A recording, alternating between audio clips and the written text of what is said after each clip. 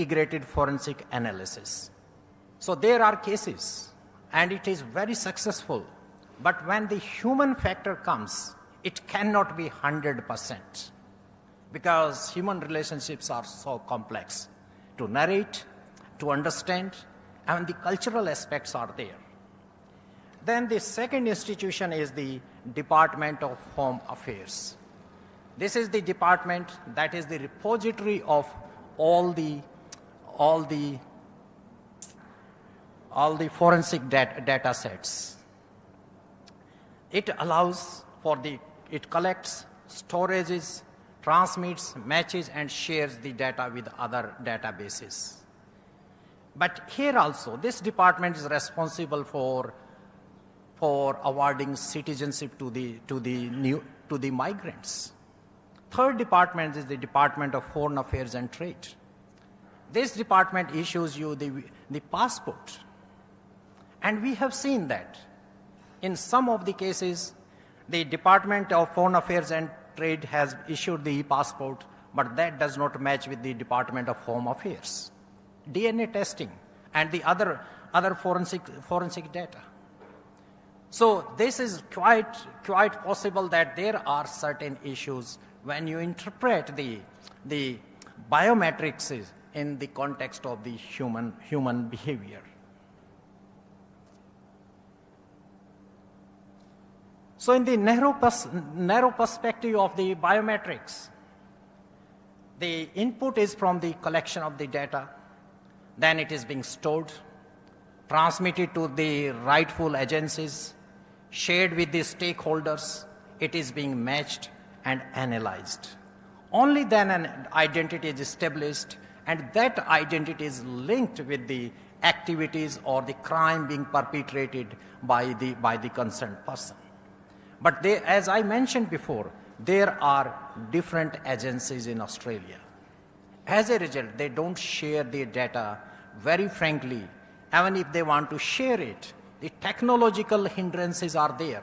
One system does not communicate with the other at the optimal level.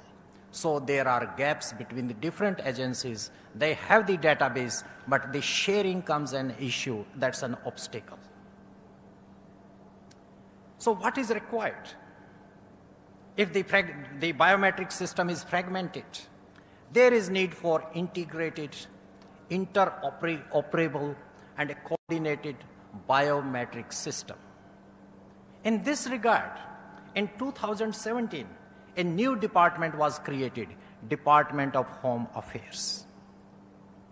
And this department is well settled in next 3 years after its creation, and now it has its own biometrics strategy for 2020 to 24 with the 3 major objectives. One is connecting the systems built on common architectural principles so that the database, biometrics database, through different agencies can be distilled on the Department of Home Affairs database. Second is enduring partnerships. There are different agencies. Military will not share its database with the civilians, and the intelligence agencies operate at their own level. Then the state police is different than the national police. So there are different agencies. So there is a perspective that is being developed that instead of having different domains, there should be a partnership in this system, sharing the system on a partnership basis. Other is the strengthening capabilities, because data is being collected, but the quality of the data matters more than the data itself. So at the narrow perspective, there are a couple of scenarios. The simple one is that identifying a person with the ID already having, such as checking the driving license or a passport. Person is in front of you, document is there, just you have to match. Slightly more complexity comes when one person has to be identified among the few persons. Such as we were talking in the morning that all persons having the slightly downward eyes are labeled as Chinese. All persons from India, Pakistan, Bangladesh, Nepal, Bhutan are identified as Indians. We can identify ourselves because in India, every state has different features, but outsiders, they consider them as Indians. So from the one among the big community, if you are to identify, that is also the biometrics can be helpful. But there comes the complexity in this one. When you have to identify a group or a gang, and you have to really intervene in the community for their identification, establishing their biometrics without disturbing or bringing panic in the community. So from the narrow perspective, these are some of the scenarios. These are easy one to carry, and there are not many obstacles because these are located within a country and there are sufficient network of police and intelligence agencies. Now I come to a different pedestal. That is a broader scope of forensic science. And that is being transcending the national borders. As countries get input from different agencies, both within the borders and outside the borders, from the friendly countries and also the adversary countries. Then there is the military operations. Each country has its own military intelligence. They are involved in their own gatherings, building their own database, but also they undertake operations with partner countries, such as in case of Afghanistan. There were forces from different countries. And when the operations were launched in a warlike zone, and specifically when the terrain is tough in Afghanistan, in one operation, after one operation, some of the identified people's thumb impressions were taken, fingerprints were taken. But in other case, they were able to take the facial expressions. In third operation, they took the other identifiers for them. When the data was brought back, there are 3 sets of data set. How to align those? That was an uphill task. So data is there, but how to narrate that data, how to bring that in context, that makes a difficult task. Then the border security forces. Australia is lucky; it does not share land borders with any country, and the people come either through the airports or the seaports. But there are very many challenges. Human smuggling takes place, drugs are there, and weapon system is there. So the person who brings those, or an illegal migration takes place, there the matching the biometrics becomes an uphill task. For the authorized person, you scan your passport, your biometrics is matched, just you walk out of the airport. It takes 30 seconds turnaround time. But if there are unauthorized people, there comes the matching the matrix. Because there can be refugees, they have come for the seeking shelter. You cannot turn them back. Their life may be under threat. They may be subject to persecution. But what about the terrorists if they are entering? So for that, the universal data set of the has to be activated. And that takes some time. Sometimes the systems connect with each other. Other times they may not respond. But you cannot keep a person indefinitely at the airport lock room. Then counter-terrorism operations. When the counter-terrorism operations take place, there are different conditions. The biometrics is being used to reach to the target, but the credibility of the biometrics is being checked when there are porous roads, the terrain is difficult to reach, and you detain the wrong people, or the other people, innocent people are killed, civilians get killed. There are repercussions.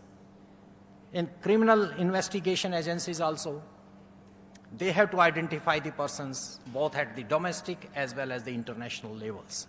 So that is the broader scope of the biometrics that is being used.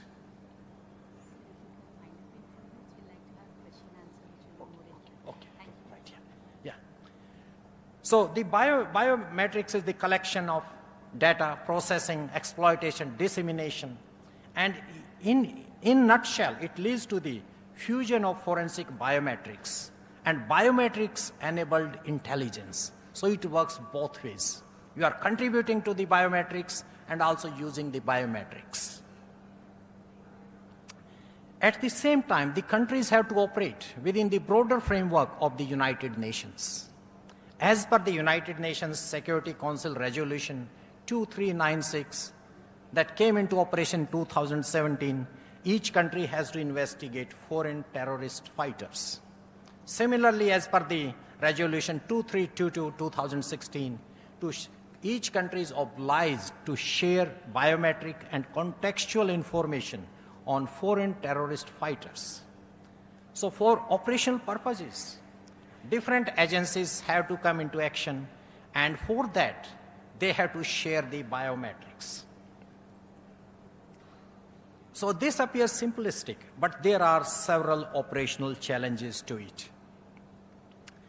At the operational level, the portfolio of the Home Affairs has different levels of data sets.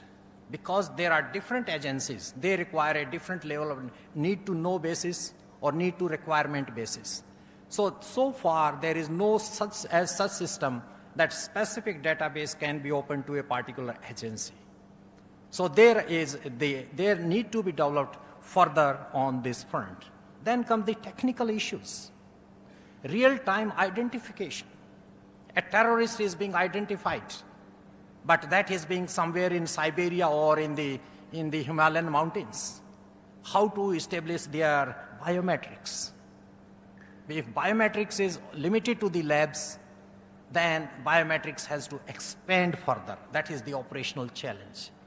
Then when we transfer the data, there are different file types, PDF and others. There are other confidential files formattings. Military intelligence uses than the civilians. And when the data is required, these files are difficult to code and decode. There comes the challenge.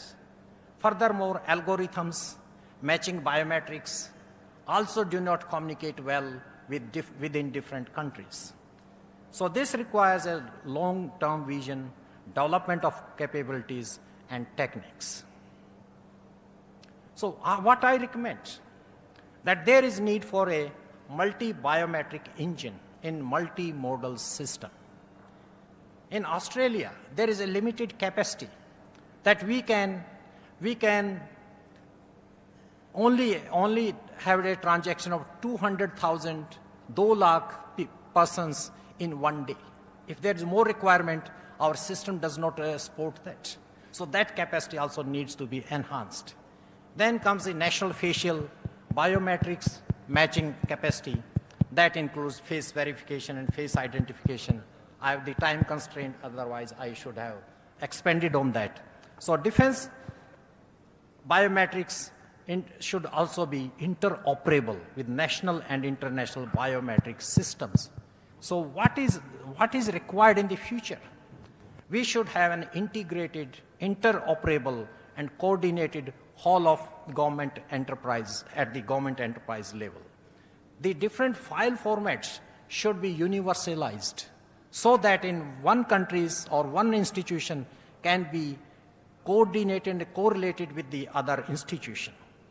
Then there should be common standards for data formatting, sharing biometric information, and there should be a top-down approach instead of bottom-up approach. That means the whole system should be more than sum of its parts. If the individual parts you are going to scan through, that is time consuming, and that lacks the efficiency as well as the credibility of the data system. Ultimately, this data is being used by the police in the courts. And police is being overburdened with different types of formats, different types of data, and that is highly complex. Sometimes police is not even equipped to assess and analyze and put in a format that can be considered by the judiciary. So it should be user-friendly And all biometrics should also be within the reach of the ordinary people. Otherwise, it is operated at the higher level, and common people gets isolated and marginalized. As a result, the system, the confidence in this system may not be as strong as we want to inculcate or infuse among them. Okay, I will stop here. Thank you very much.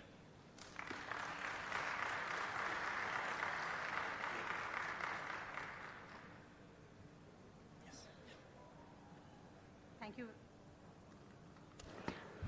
Thank you very much, sir, for completing on time. And if there are any questions from the audience, we can have them.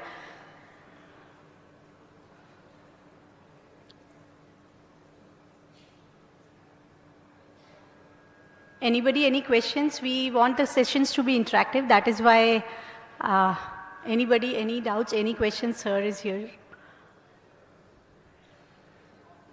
Okay.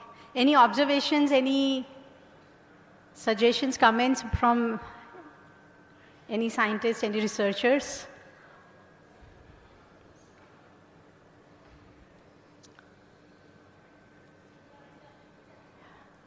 This side.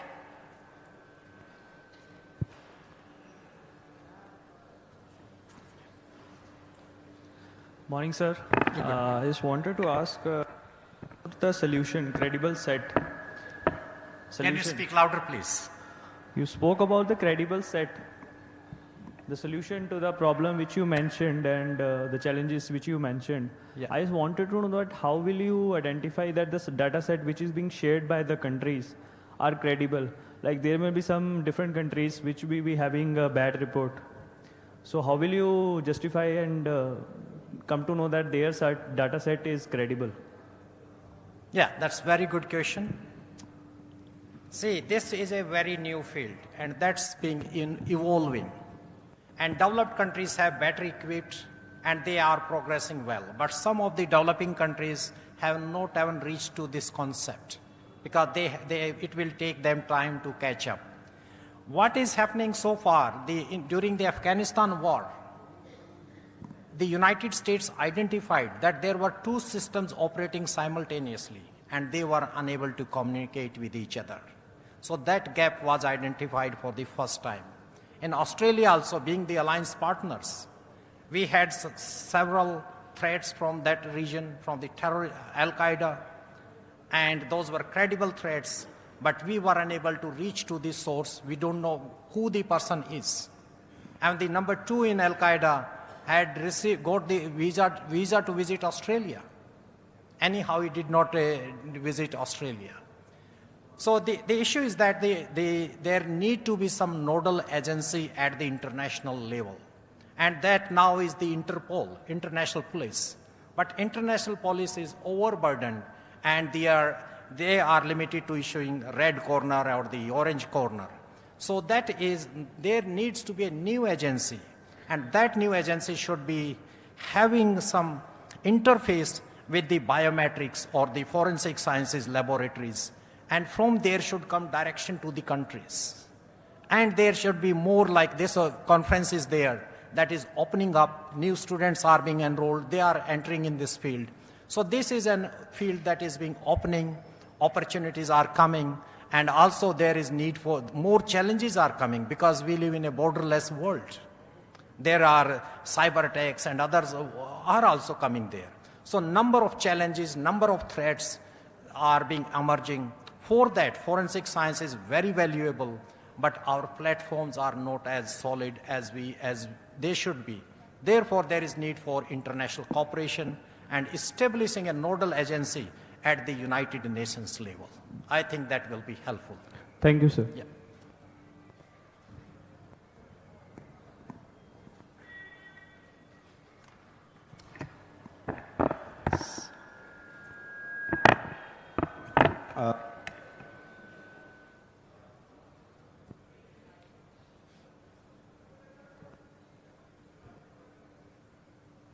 Hello. Yeah, just an observation. I was watching what you presented is all about how the multiple agencies in Australia, they are collecting the database and how it is being used. In a similar way, in India, we have the Aadhaar card that is based on biometrics. And now it is being linked to bank accounts and with different government schemes. It is only based on that Aadhaar. And with DNA law presently under examination with our highest legislative body, the parliament, and once it comes out, this Aadhaar would be the first step towards that DNA, making that DNA database for whole nation. And we hope it comes as early as possible so that we will be also having the same pattern as the elite nations in the world. Thank you. Yeah, I agree with you, but that's why I developed my lecture in two perspectives, narrow perspective and the broader perspective. Narrow perspective is your citizens within the national borders. You can manage that. But the broader perspective is transnational challenges. Terrorists don't come with biometrics. They come on a one-way ticket. They have come to die there, and they have to action. So stopping the people crossing into your borders, that is the challenge. And there are multi-agencies behind them. They have particular purpose. For that, they are perpetrating that crime or terrorist or other activities. I think there should be the focus. It should be more in global in nature. National level, yes, but it should transcend the national border, I think.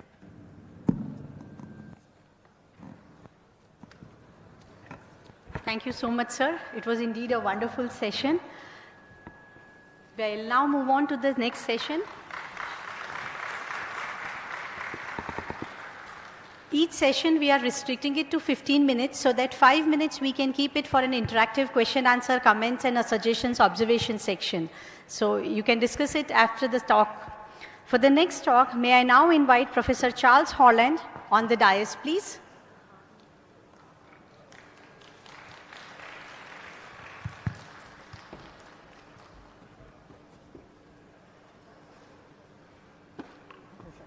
Sit down.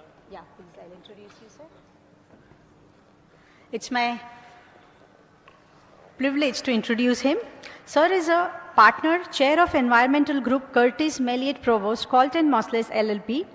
With over 30 years of career at US EPA, a private firm law, in-house at a renewable energy developer, in academia and in local government, and also as a Fulbright fellow, Sir has found innovative ways to turn complex environmental and energy problems into opportunities.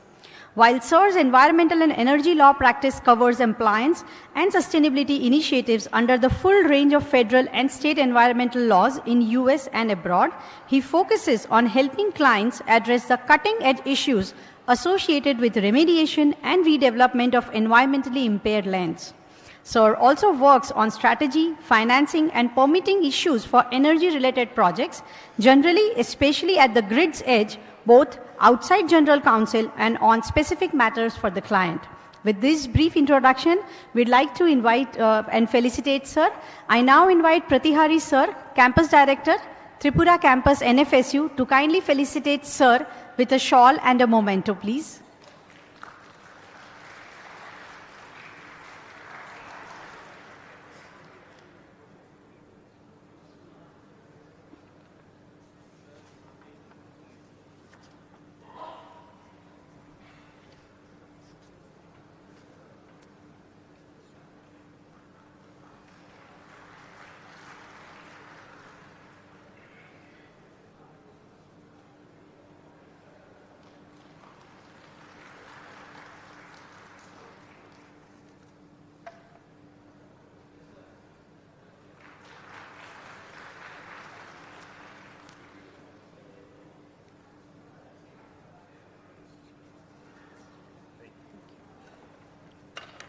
Over to you, sir. Very good. Thank you. So good. Let's see, this is working. Good. It is such an honor to be here, and I've gotten many wonderful gifts since I've been here. The one that I've been enjoying the most is your Constitution. I've actually been reading it last night, and in so many ways, I both hear my own Constitution for the United States, and I see some new ideas. Let's see if we can get, what do we need to do to get that on? I'll bet, yeah. Exactly. And what do we need to do? She'll do it. Okay.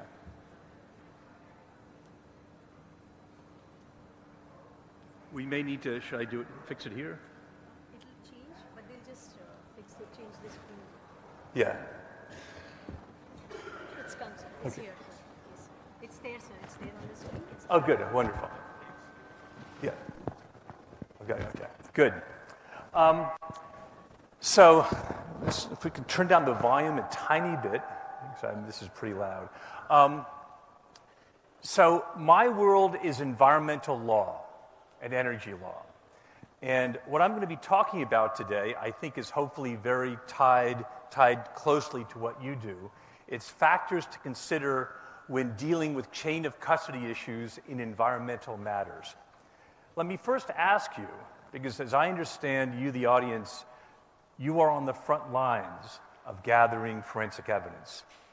How many of you have had occasion in your careers to gather evidence that's related to an environmental crime or an environmental release? Can I just see a show of hands? I am seeing no one. Okay, so that's good. That's why I'm glad I'm here. So what I'm going to cover in my, I guess, 18 or 20 minutes is first a problem. And the problem is there are two interests often being addressed when you're talking about the gathering of environmental information. You're dealing with public health, the risk that may be posed by some sort of an environmental contaminant, and the prosecutorial piece, in the case of a criminal matter, of trying to bring someone or a company to justice. If we could, is this me? I'm not sure what the problem is. Let me go back here, perhaps. This might be better. These two goals, criminal justice and public health, don't always fit well together in the context of gathering evidence. And I'm going to talk a little bit about that. And so I'm going to, because this is an audience that it sounds like is relatively new to issues presented by environmental impacts, I'm going to talk a little bit about the different ways in which hazardous substances or chemicals move into the environment, through the environment, and then to receptors, humans or ecological receptors. That's what we do in environmental law and environmental sciences, is look how chemicals move through the environment to impact people. So I'm going to talk a little bit about that. I'm then going to talk about how public health authorities can best work with criminal justice authorities to improve their integration and improve the exchange of information. And finally, as an example, as a case study, I'm going to use the anthrax attacks that occurred in the United States shortly after 9/11.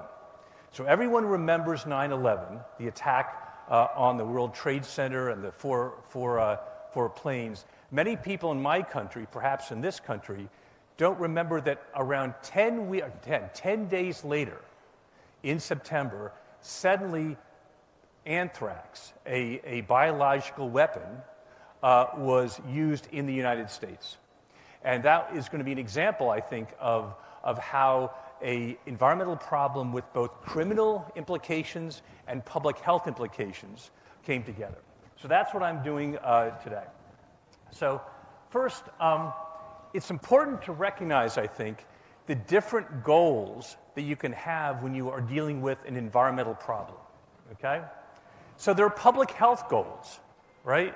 So when you think about problems with the environment, when you think about chemicals in the environment, you often are thinking in the first instance of protecting people from the impacts of chemicals. So what is the goal of the public health agency in any government? It's, in the first instance, to identify threats as quickly as possible. If there's a sudden release, if there's a catastrophic release from a pipeline, from a tank, you want to quickly figure that out and protect the public if you can. So there's public health threats, you want to try to identify them quickly. You want to ensure that the evidence about that release, its integrity is maintained, right? Was there a release of benzene Or was it toluene? Or was it asbestos? The public health response to that would be, yeah. Oh, the problem is this? Great. Yeah, that's fine. Good. Thank you. Good. And I'll just stay here maybe and... Okay. Okay. Good. Okay. I'll give you all a break. I will not start over again. It's still very loud. Still feedback. Okay. Okay, so evidence integrity. So again, what I'm trying to do here is I'm breaking out public health goals and criminal justice goals. So right now we're talking about public health goals. So maintaining the integrity of the evidence so you know what it is. What is the chemical that is being detected in the environment so you can identify what it is and how much of it is. So that's certainly important. What is the scope of the harm? Is there going to be a cloud of gas that's going to go 10 miles or 100 miles? Is there going to be a release to a river that's going to dissipate very quickly? Or is it going to dissolve, or will it stay in the river and impact maybe water supplies down the river? How do you communicate these issues to the public? That's part of the public health piece. And then finally, what are the responses that the authorities are going to take to that release? How are you going to clean up the problem? How are you going to cut off the exposure? This is all the world of the public health authorities. On the criminal justice side, they are some similar and some different. So first of all, they're open to gathering all types of evidence, not just what was moving through the environment, but was there anyone who had expressed displeasure, let's say, at a company at which there was a release? You know, it's a broader ambit of evidence gathering. Same issue of ensuring evidence integrity. I mean, so many of the sessions in this panel in this conference have been about trying to improve the quality of the evidence that gets to the judiciary. So similarly, just as it's important to improve the quality of the evidence that gets to the environmental decision maker, you have the same issue on the criminal justice side. But contrary, or somewhat different perhaps than public health, there's often a goal of the prosecutorial and the investigatory authorities to keep their investigation, the results of their investigation, a secret until they have all the evidence gathered, right? In our country, one of the exceptions to our right to know law, right, is information that's been gathered as part of an ongoing investigation. And it's similar here, of course. So that's a little different from what public health authorities do.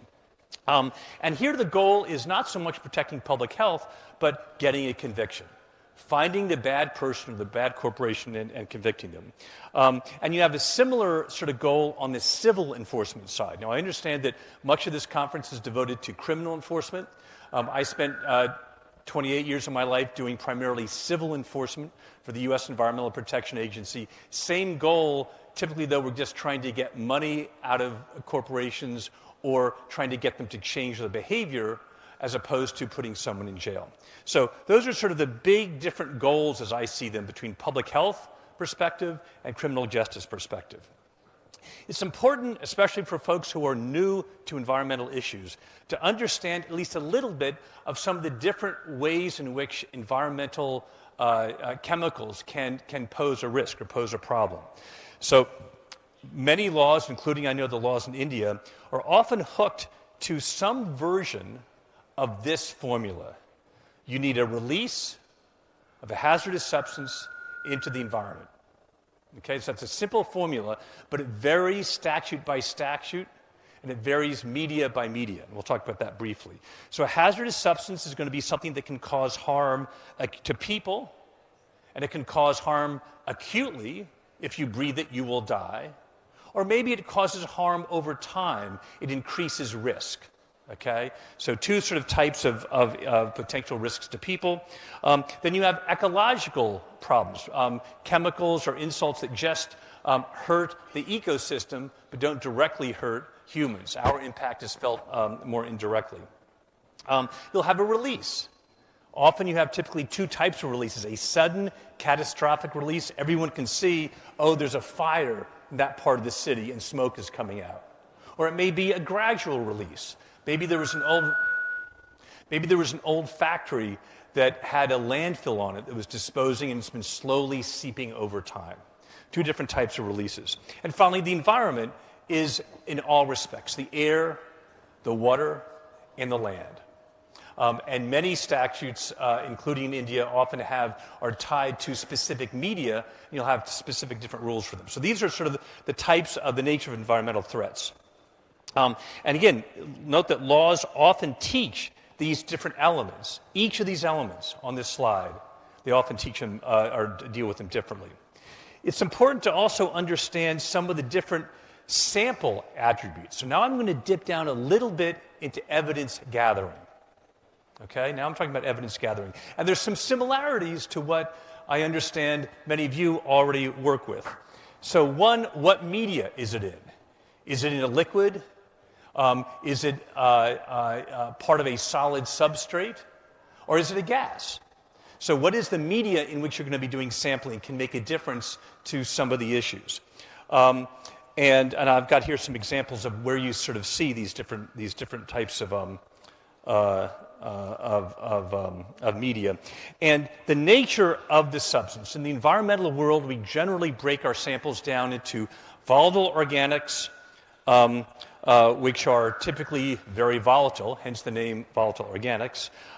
They can be emitted from some solids as well as some liquids. Did I do something? Let's see. Metals, separately, think mercury, for example, but many metals, lead. There's a number of metals that have very profound public health impacts. And then finally, polyaromatic hydrocarbons, which are sort of a type of volatile organics, or contain volatile organics, but in the environmental world that I work in, they are often categorized and tested for differently. It's important to distinguish the purpose for which we're gathering samples, okay? And it goes back to 2 slides before where I talked about some of the ways that environmental laws work. Okay. Now we're near close to being done. Okay. I'm going to speed ahead here. I didn't realize I'd taken so long. So what's the purpose? Is there a release? And if there's a release, was that release unacceptable? So here's some common problems. I won't talk about each of these. These are, I think, fairly familiar to those who are dealing with criminal forensics. It's particularly important to be sure that the laboratory is QA/QC. These 2 slides are from a landfill I worked on where 10 years before I got involved with the site, there had been a mistake and 2 samples had been transposed. So a sample from the middle of the landfill that was heavily contaminated was listed as being outside where background was supposed to be. The background sample was in the middle of the landfill. We discovered this maybe a half a month before trial and realized that our proof had a problem in the chain of custody. We were able to fix it, but it was very, very difficult. These next 2 slides I will not read through. This is the timeline of the anthrax attack that first happened in the U.S. around 7 days after the 9/11 attacks. And the key point here is, for the first week or so, no one knew that this was an intentional attack. Anthrax is, in fact, a naturally occurring substance. It's found in sheep. And you see it even in the northeastern United States. So for the first week or so, the authorities thought this was some sort of an odd coincidence. Only when people began getting sick and dying at places where mail was going through the system did people realize this was part of an attack. This is where anthrax was found in the United States. So I'll be sharing my slides with you. These next 2 slides are basically decision trees that I commend to everyone here that show how public health authorities and criminal justice authorities can best work together to hand off responsibility for who should be leading particular stages of evidence gathering. Okay? And the difference between this slide and the next slide is whether or not it's an overt or a covert attack. Is the person who's doing the attack being upfront, I'm doing an attack? Or is it hidden, the way it was with the anthrax attack? And these are my last 2 slides. My big point here is that generally, public health investigations work through inductive reasoning, in my experience, where someone comes in with a hypothesis of what could explain. There's this cluster of cancer cases over here. There's suddenly people over here who are having trouble breathing, and they use inductive reasoning to try to figure out what happened. Whereas in my sense is that in the criminal justice system, it's more deductive reasoning, using the tools of my old hero Sherlock Holmes to figure out and extrapolate from the specific to the general. So it's two different ways of thinking. And my experience is that professionals like you in the public health and in the criminal justice system often have these sort of two different mindsets. And so I think there's a real opportunity for people to recognize those mindsets, and this is sort of my idea, others may disagree with me, but to recognize that fundamentally different ways of approaching issues associated purely with public health and issues associated purely with criminal justice.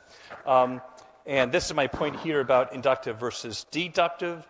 And again, the chain of custody problems that were created in the early weeks of the anthrax investigation did in fact slow down the identification of who was responsible.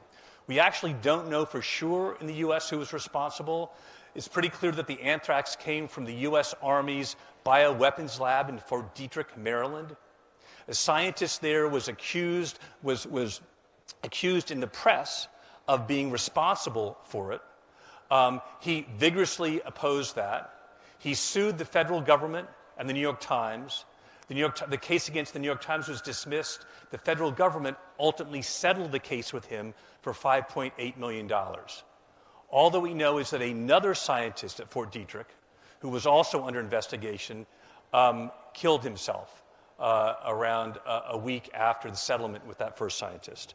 And I will finish there. I went much faster than I thought I was. Any questions anyone has? Again, what I'm interested in is trying to encourage each of you to work with your colleagues in public health who are working on investigating environmental crimes and environmental insults.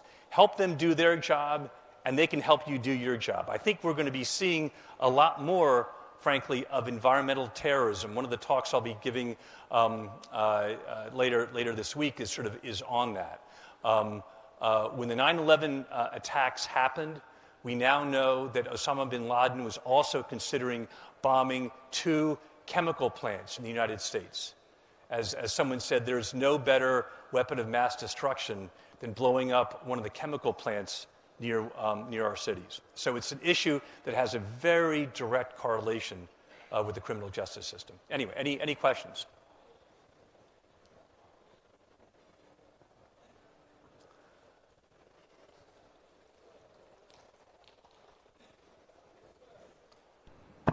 Thank you, sir, for a wonderful talk. A big round of applause for sir. And I can already see a question in the audience on my left side. Hello, sir. Please, yeah. Sir, I've been working on emerging contaminants, and what I know is there are hardly any regulations for emerging contaminants in water. Also, what I feel is most of the wastewater treatment plants in India are of secondary nature, and they cannot remove these pollutants. So they are there, and especially with the problem of AMR in rise, we see AMR becoming a real problem in a decade. So my question is, sir, without any regulation, prosecution is not possible. Pinpointing is not possible. There are so many pharmaceutical industries coming up, and scientists have been working for a decade or two, more than that. We started in Europe and then in the United States, and India is also participating now in the studies. What kind of scientific data we need, sir, for regulation? For regulations yes. of these contaminants in water bodies, environmental waters. So let me quickly explain for others. So emerging contaminants has always been an issue. What I believe the young lady is talking about is what we call PFOS and PFOA. There's around 3,000 of these. They were used in flame retardant. You often have a problem with these emerging contaminants near airports because they were used as firefighting foam and also as a water repellent. The good news is the science is moving, and they're very persistent in the environment. They don't break down, and it looks like they're linked to certain types of cancers and certain types of endocrine disruptors. So the good news is the science is rapidly developing. It may well be that at least when these emerging contaminants are contained in a water matrix, when they're purely in water, for example in wastewater, within the last half year, there is science emerging that in fact may be able to eliminate it relatively cheaply. Very hard to do if it's in a solid matrix. With respect to the regulatory issue, it's the same issue around the world. In the United States, we are just now proposing that these emerging contaminants be included in the list of hazardous substances. The trouble is that they are so ubiquitous, they're so used so heavily, that the economic consequences of banning them would be great. So it's a tough one, right? It's a tough one. Right now, they are not heavily regulated. I believe they will be. But again, I think the good news is, at least in some respects, technology may actually help us on this one. Yes. Good morning, sir. Yes. Good morning, ladies and gentlemen. This is Dr. God, former Director of Forensic Sciences of Himachal Pradesh, now working as Chief Mentor in Rashtriya Raksha University. Sir, I have a very simple question, not question, rather a point of discussion with you. Whole of the world is sitting on mass destruction today. When you are talking about the year 2001, 9/11 and all that, when there were anthrax cases in the world, whole of the world was not at all prepared for any identification, any testing for anthrax. And same was true for this country as well. When we can expect CBRN attacks anywhere in the world, is our public all over the world, you can say, educated for how to protect themselves from CBRN attacks? Are our medical officers trained to cure all over the world the persons affected with CBRN? Are our enforcement agencies trained to take samples and to get them tested? Thank you, sir. That's all I wanted to clarify from you. Thank you. So the gentleman is speaking the truth, and it's a scary truth. CBRN, by the way, chemical, biological, radiological, and nuclear weapons. That's what he's referring to. And just like with any other public health crisis, we pay attention to it when it just happened, and then if it stops, we no longer pay attention to it. I can say that in the United States, from my experience, in my agency that I used to be at, the U.S. Environmental Protection Agency, we were trained and were being trained in those attacks. We actually had mock exercises where, for example, a whole part of the city of Philadelphia was shut down as a practice response to a dirty bomb set off in the federal courthouse. Again, it was all an exercise. I have some greater confidence that at least at some levels, in some nooks and crannies, we are preparing for them. But the whole world of CBRN is so scary, and as we all age, and our parents' generation, we sort of forget about what the use of atomic weapons meant in the past. It has less salience for us today. And I am a little worried about that, that we've sort of lost the memory of what it was. We had it in the United States with anthrax briefly, but again, many people today in my country don't even know about the anthrax attacks. They remember 9/11, they don't know about anthrax. So I think I'm finally getting the hook here. Am I right? No, I can see the session is very interesting and there are a few more questions, but since we are running short of time, we'll take them during the tea break. I know the environment, crime and concerns are so popular. Sir is here. You can please interact during the tea break. Thank you so much. Thank you for your wonderful session, sir.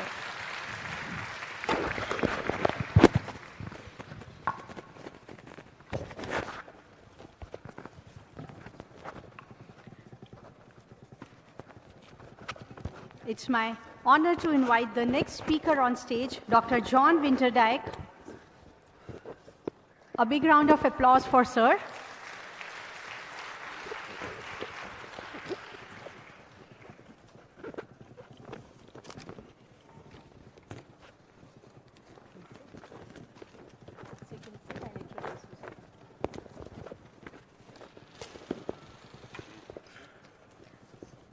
Sir is currently working as a full professor of criminology, Department of Economics, Justice and Policy Studies, Mount Royal University, Canada. Sir has more than 34 years of experience in teaching and research. His primary areas of interest include young offender, human trafficking, crime prevention, research methodology, and comparative criminology and criminal justice. Sir has published over 35 academic books and several dozen peer-reviewed articles. Sir has also been the guest editor of nearly a dozen special journal issues covering a wide range of topics ranging from terrorism to criminal justice.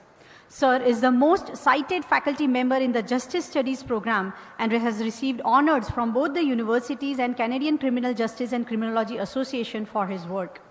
Sir currently holds several adjunct positions at various universities, to name a few: St. Thomas University, University of Regina, Ambrose University, Namibia University of Science and Technology, and National Forensic Science University. It's our privilege to have you, sir, here. May I now invite Dr. Rajesh Babu, Dean School of Medico Legal Studies, to welcome Sir with a shawl, memento, and a book on a Constitution of India.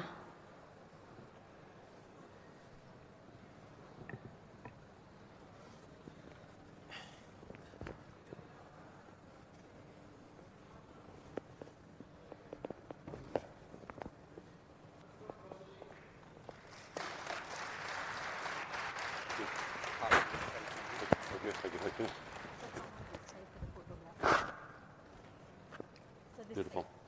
Oh, picture.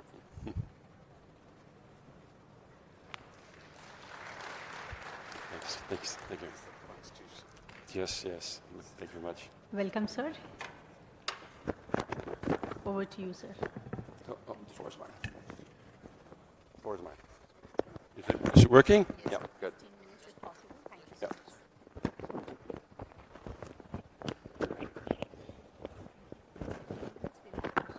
Sure. Yeah, you just wave at me. Okay. Namaste. Pleasure to be here, and a real honor to visit the university. I've been looking forward to it for some time now. I am not a lawyer. Sorry. I am not a forensic scientist. I am a criminologist. I come to this conference with a slightly different perspective. I have been in the business for almost 40 years. And as the years have passed, I keep asking myself, what has been my contribution, what has been my impact to crime, to justice, and so on. So I would like to focus my presentation on something that is somewhat external to what you are interested in, but I think it also relates. Okay? And I'm going to just share a little bit about myself, not in any way other than to provide context. I'm old enough to have the distinction that I am the first Canadian to receive a PhD in criminology. When I did so, I only had two choices. Today, you can study criminology, criminal justice in every province, corner of Canada. Your university has a very similar history.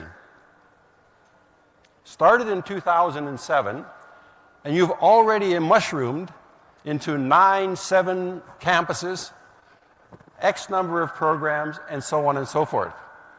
But one of the things I ask myself, and one of the things that I would like to encourage you to think about, is what is the relative impact?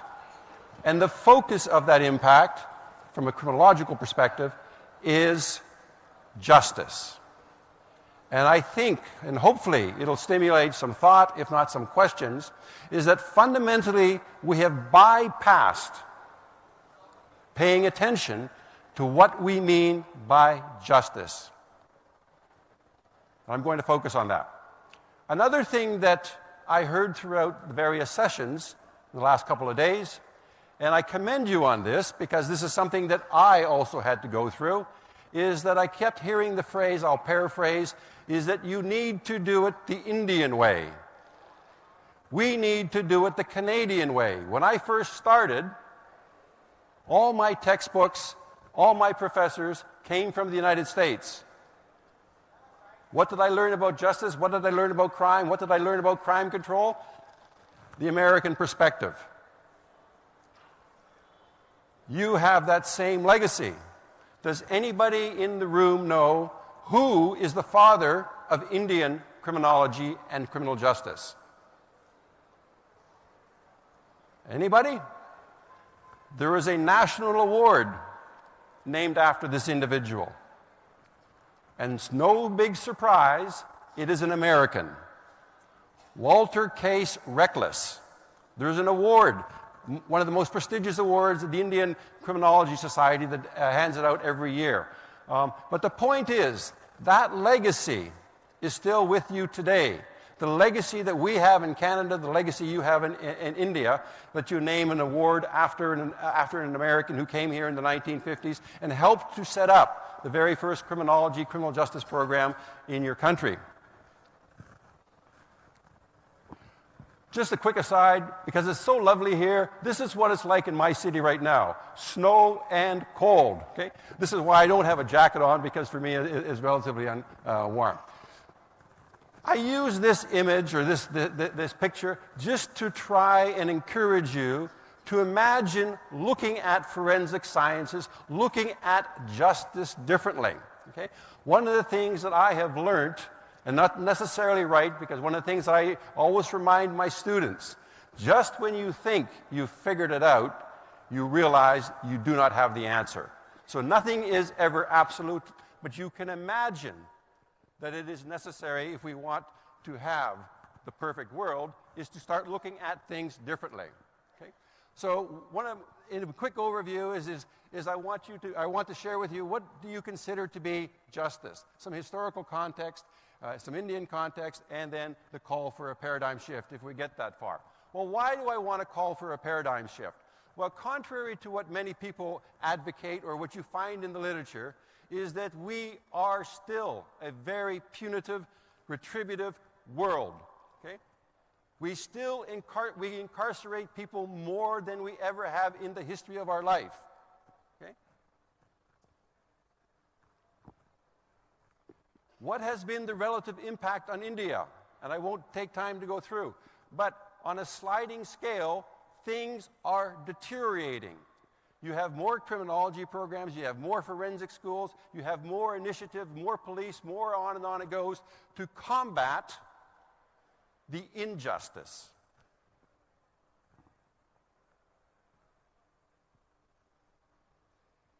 So fundamentally, ask ourselves the question, what is justice?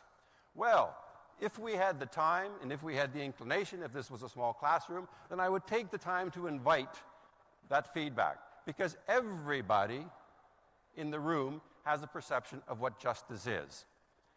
And I could extrapolate that and say everybody knows what crime is. As I like to say to my students, I don't think I have one student that can misspell the word crime. But crime, and everybody in this audience who is into forensics, you know that the subject matter is far more complex than simple environmental, blood splatter, weapons, whatever it is that you specialize in, is that the phenomena is much more complex than what we would like to reduce it to. And so one of the things that I have strived to do throughout my career, because I'm not a very smart man, is a term that everybody knows as parsimony. Reduce it to something that everybody can comprehend. We very seldom take the time, and I ask you to think on yourselves, have you ever thought, and we heard it in the previous session, criminal justice, it just rolls off our lip. But what is meant by justice? Okay? Well, justice is an endless construct. It is, and I think this is in part the crux of the preamble that I'm talking about, justice is a social construct. It is man-made, if we want to be gender neutral, man, human-made, whatever is the appropriate terminology, but it is a man-made term. It is dynamic. It is not static. Okay? It is an ideal. And that ideal is constantly changing. It is abstract. Okay? If you do comparative research and you talk to somebody in the United States or talk to somebody in India or talk to somebody in Africa, wherever in the world, is that you will get a different interpretation, a slightly different interpretation, sometimes an extreme interpretation of what justice is. Okay? However, some people suggest that it is a biological instinct. Okay? Well, if it's a biological instinct, why have we created a massive infrastructure, a justice system, schools of justice, schools of criminology, schools of forensic science to address this particular issue? Okay? I'm going to share, well, let me finish this, psychological imperative that we all strive for this. Okay? It is innate. Okay? Well, I think most of you, especially those of you who are into psychology, know that justice is not innate. When push comes to shove, it's the survival of the fittest. That is not justice. That is survival. Okay? I, again, and I invite feedback after this, how can we take this complexity and reduce it into something that everybody in this room could understand? And I have 17 words. So when I share this with my students and ask them to reflect on it and say, okay, well, how many are you aspiring to go into law? How many of you want to go into justice? How many of you want to go into so-and-so? Well, if you could abide, if we could all abide by these 17 words, this is perhaps what justice is all about. The first rule: do all you say you're going to do. First rule: do all you say you're going to do. Number 2, do not encroach on other persons or their property. That is justice. That's natural justice. What we have is man-made justice.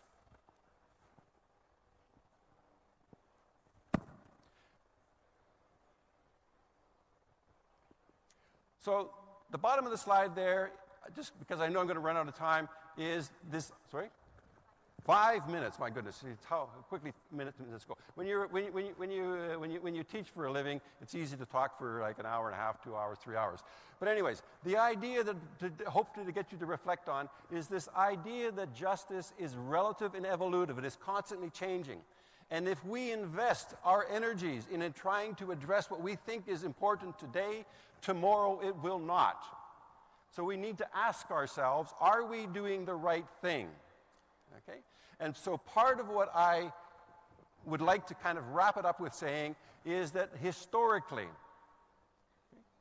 and I have some slides that show this, there's evidence to support this, but historically, as was shown with the map of the incarceration rates globally, we still rely on a retributive, punitive response to the injustices. The forensic science schools is how do we gather evidence to hold people accountable? Inordinate amounts of money, resources, capital is being spent. There is an estimation that in North America, I'll say Canada because it's been done in Canada, that at the current rate of growth of the justice system, if we continue down this path, by the year 2040, we will not be able to support the system of justice. It will collapse the economy. Okay? So what is the alternative? Well, the alternative, perhaps, in the title, is that we need to go back to the fundamentals. So one of the things I was going to use in the title is wine gets better with age. Okay?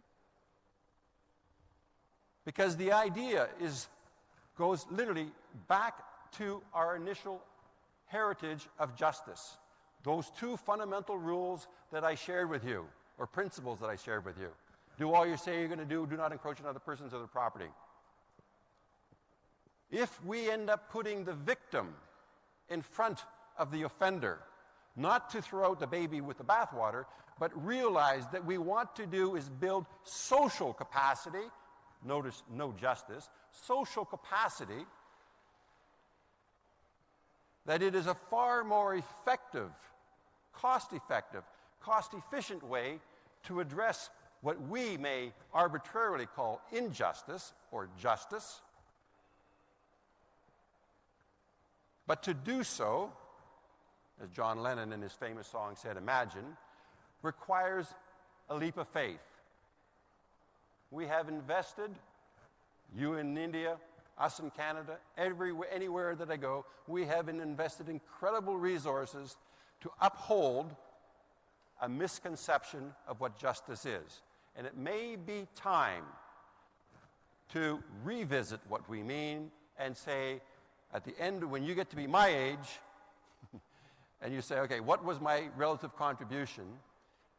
It's like, okay, now I have more questions than I do answers. But anyways, I think I'm out of time, and I will be happy to open it for questions.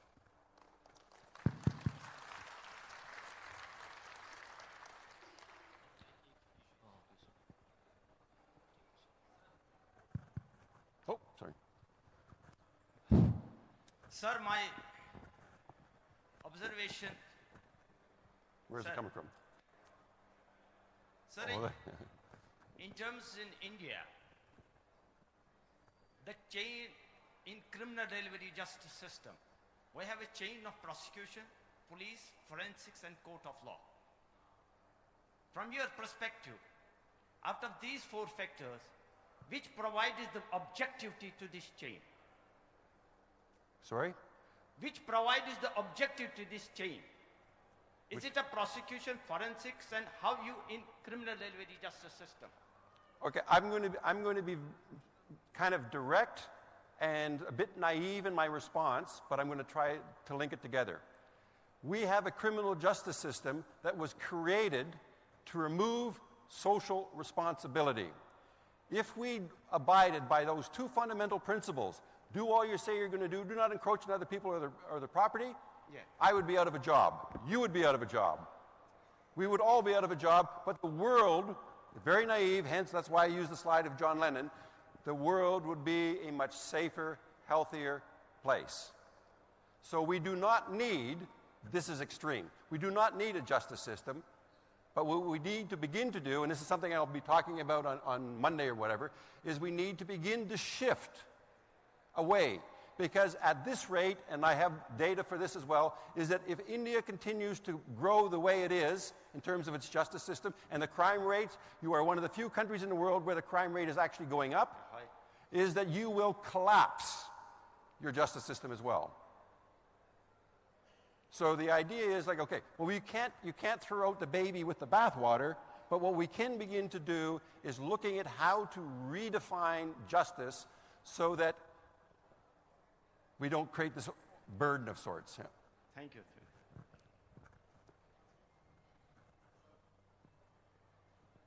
Thank you for the question.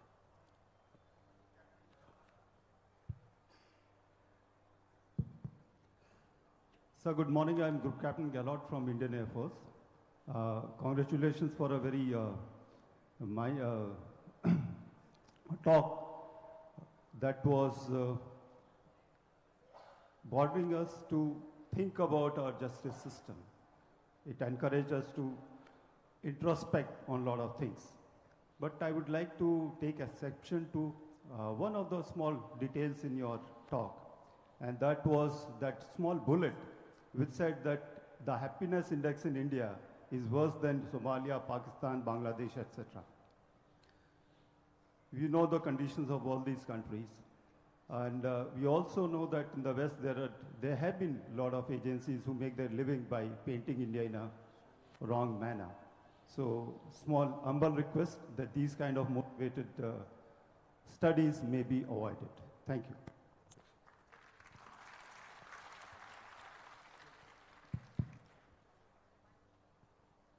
One last question. Sir, my question is that as you were discussing about psychological imperative, So what do we see, like we right now punitive actions are being taken. So what would be the reformation in the coming future or the near future? Why? Because the principal part of any offender to be punished or to be penalized is the mens rea and the actus rea, how we classify it, how we differentiate them. But we also need that as a forensic investigators, we must submit or we must investigate in the manner that the actus rea and the mens rea should be clearly identified. And in coming future, why, what, because one of my paper was there, criminology was there in my graduation. So I always been thinking that the punitive actions, so I don't think that punitive actions are only the solemnly needed to change any offender. So obviously the psychological imperative must be in show. Well, a couple of the slides actually focus on punitivity. There is no research that supports the use of retribution as a means of rehabilitation, resocialization, or reintegration. So that is a fundamental shift that is required, because this is what characterizes virtually every justice system around the world. I will share again just quickly with you and something for food for thought. Does anybody know, again, going back to parsimony, what is the #1 problem in the world? If we can eradicate this problem, we will eradicate a lot of issues. The #1, the United Nations, hint, social development goal. Anybody know what the #1 social development goal of the United Nations is? Elimination of poverty. Yes. Poverty of education, yes. Poverty of access, poverty of faith. It is again, it's a simple word, but very complex. So one of the words that I use, and it's not necessarily right, because remember I said nothing is absolute. If we think about shifting justice, why does justice happen? Well, for those of you who study psychology or anthropology or otherwise, think of the word dis-ease hyphenated, D-I-S hyphen ease. You can take, universities, we have all these disciplines. You can take every discipline, political science, law, psychology, criminology. Crime is a product of when something becomes unsettled, unstable. Very few people, statistics again is out there, very few people commit crimes because they want to. There is some dis-ease. If we can repair that, and often that relates to some form of poverty. Poverty in the family, dysfunctional on and on it goes. I'll stop on that. So, social security should be needed. Yeah, social, yeah. Thank you. Thank you once again for your wonderful talk, sir. Thank you.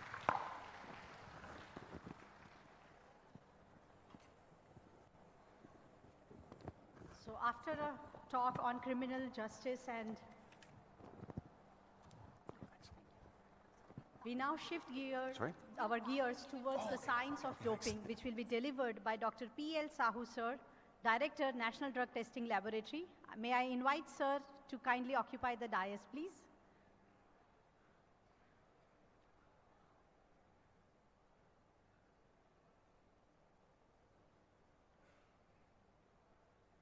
A big round of applause for Dr. P.L. Sahu, Director, National Drug Testing Laboratory, Government of India. And I'm pleased to introduce him. Sir is currently working as Director and CEO as National Drug Testing Laboratory, Government of India. Before joining NDTL, Sir served at Indian Pharmacopoeial Commission, IPC, Ministry of Health and Family Welfare, Government of India, as Principal Scientific Officer and Head of R&D. Sir has over 28 years rich and varied experience in analytical research and development, working on various positions in top-ranking drug companies in India and abroad. To name a few, Teva API India, ABDI, Ibrahim Pharmaceutical Turkey, Jubilant, Dr. Reddy's, IPCA, and Lupin, etc. Sir is accustomed to take up professional challenges and has consistently been contributing in Indian and foreign drug companies, focusing on standard testing for drugs and other drug development activities. Sir is also a qualified technical assessor for ISO 17025 and 17034 at NABL, and has come across opportunities of sharing his vision at numerous national and international forums. Sir has travelled widely within India and abroad, representing IPC and Government of India as a special invite in his personal capacity. We welcome you, sir. I now request Dr. Malay Shukla to welcome sir and felicitate sir with a shawl, memento, and a book on Constitution of India.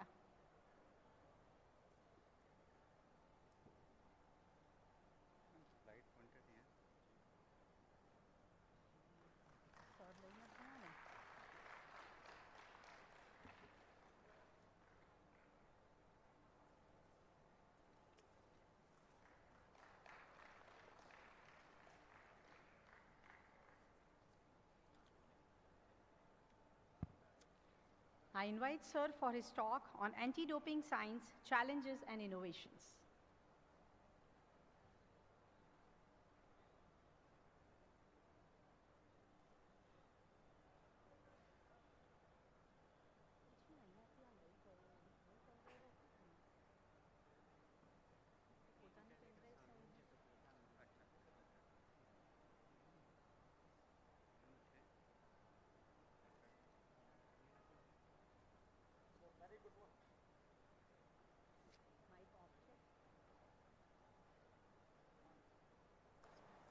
Very good morning to all of you. Can you hear me in the last row? Can you raise the hand in the last row? Yeah, thank you. So, it's my pleasure to be here in the great conference. It is our topic also most relevant to forensic science. The anti-doping science and the forensic science is most of the similar.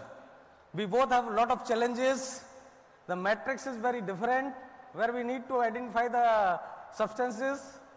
So, in anti-doping science, you will learn what India is doing and what is we have planned to grow the anti-doping science.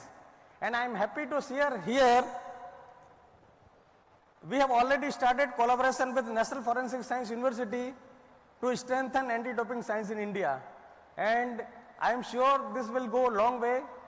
And we will work together, National Dope Testing Laboratory and National Forensic Science University, to further strengthen anti-doping science in India.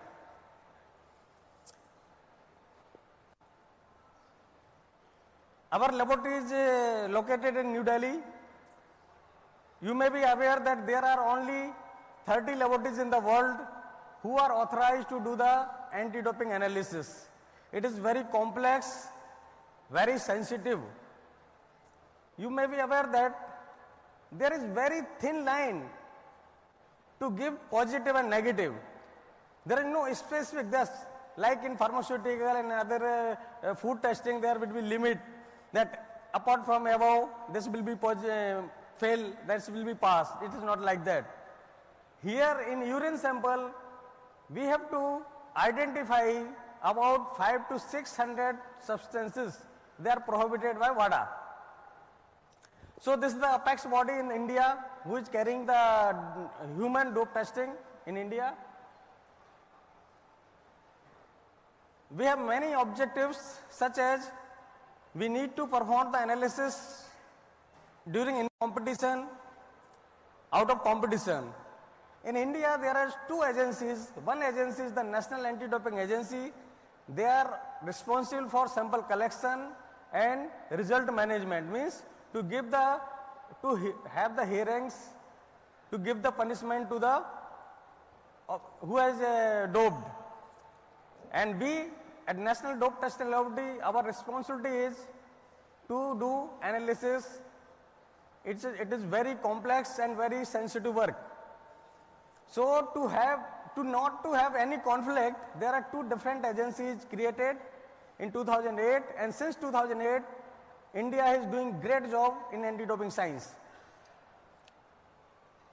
So we need to do also research, but you are lucky in the forensic, you have many laboratories in India itself, even in each state you have laboratory, but unfortunate in anti-doping science, we are the only laboratory in the India. If we have any problem, any discussion, any scientific reviews required, we have to approach to other country laboratories only. These are the limitations.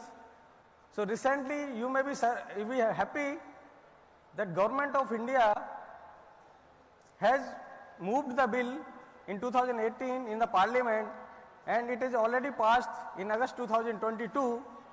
So in this act, National Anti-Doping Act has provisions to establish more dope testing laboratory in the India.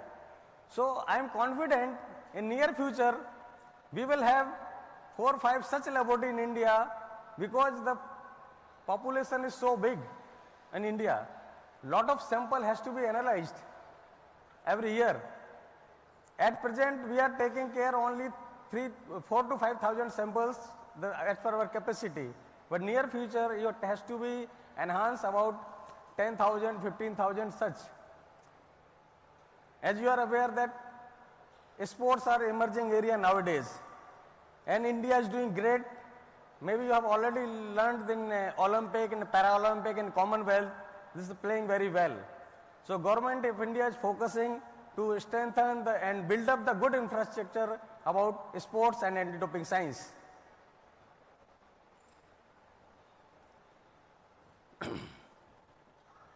I was listening morning sessions, all are the challenging, crime, justice, environmental, such excellent topics. Similarly here, the anti-doping science.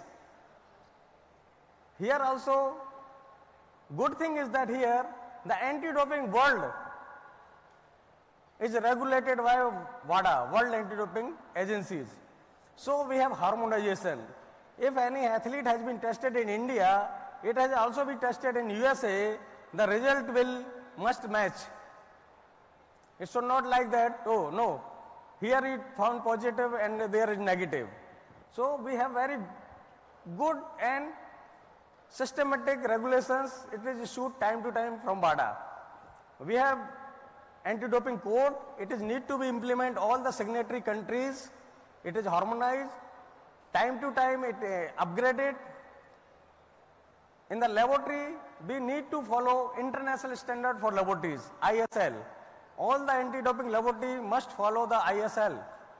And this ISL also time to time upgraded as per the need, as per the experience, as per the requirements. So recent ISL is 2021 version. It is applicable to all the anti-doping laboratories. So our laboratories are accredited for ISO 17025. It is mandatory requirement to have the WADA accreditation. Once we have ISO accreditation only, then we can get WADA accreditation. You will surprise to get WADA accreditation, how many years it takes? 5 to 6 years it takes to get WADA accreditation. It's a very long process. It's not easy that today we applied and next year we got it. There is a very systematic process.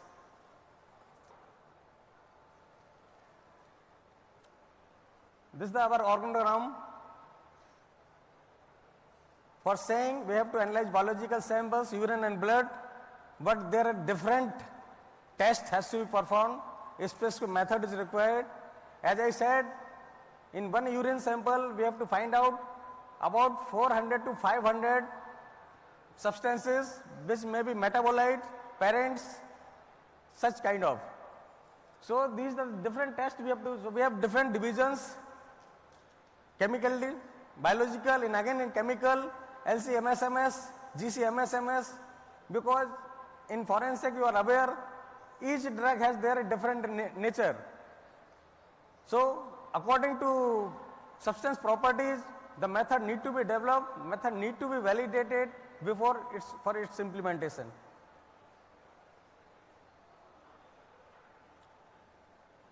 As I said, it's a very stringent requirement. So there are a lot of, I have summarized some requirements to maintain the WADA accreditation. So these are the such requirements which are mandatory, you can see here.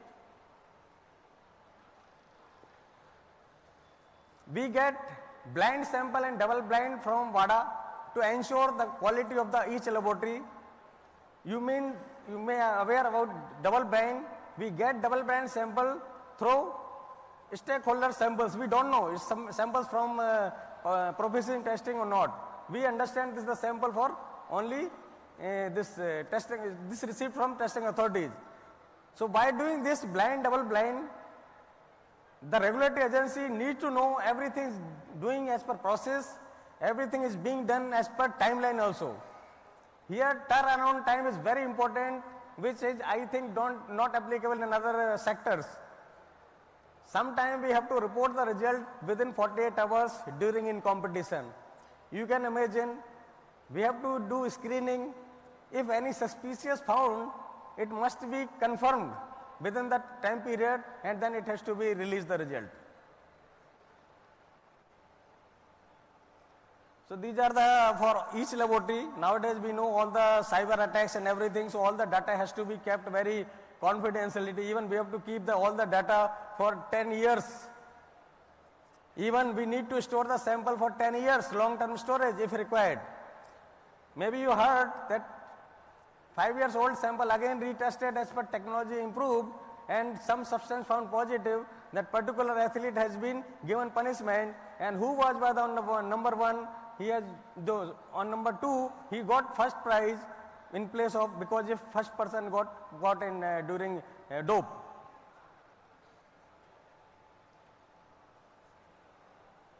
So as I said, every month we are getting for professors to see blood samples. It must meet the criteria, otherwise again the question and the suspense, the accreditation can be suspended.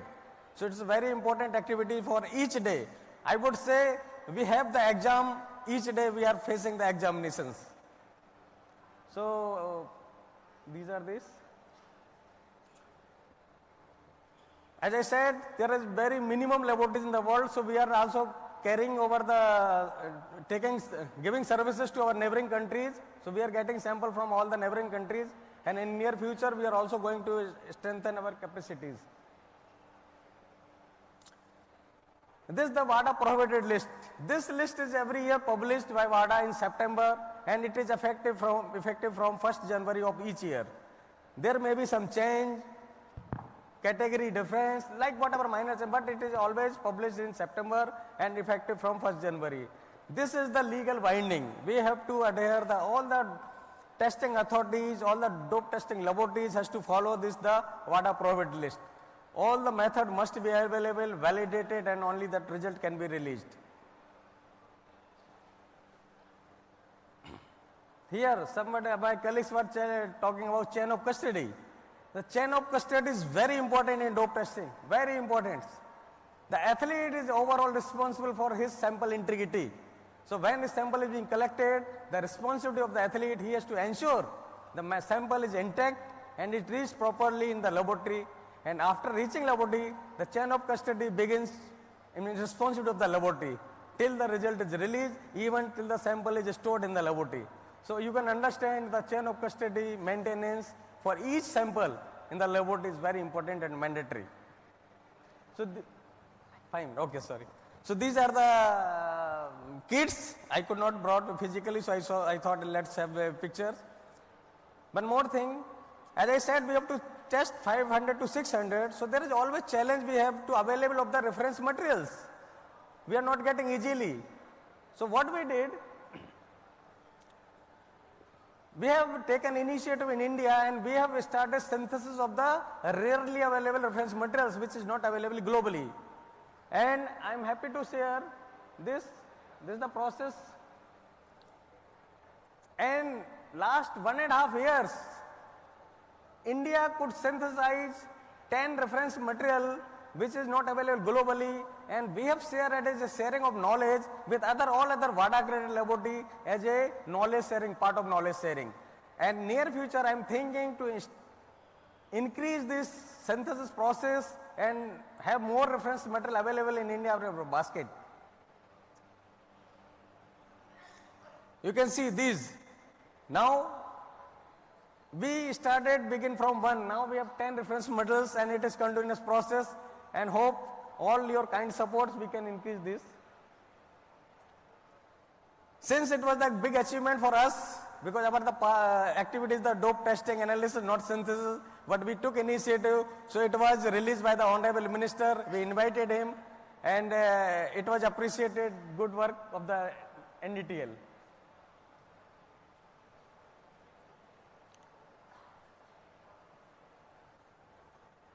since we have done some great job, our collaborative institute, so why intellectual property should be left behind? So we have also filed Indian patent. Now we are in the process to file the international patent for the new processes. And we are trying to have whatever new synthesis will be done, we should have patent filed for each process. These are the publications. These are the recent newsletters. We need to summarize our activities also, so we have initiated to begin the publishing our newsletters. As I said, we need to collaborate, and morning sessions also it was discussed. There is the need to have the collaboration networking, then only we can have reached our goals. So we are also collaborating with our international counterparts, our good laboratories. So we are interacting, we are inviting them, we are going there to have better understanding, better technology, fast delivering the results, new innovations. So these are the, in near future we are going to have dried blood spot testing. It will be easy to handling the sample and storage. So this is the great domain. It is under research, but it may take time to establish full method on DBS, but work is ongoing.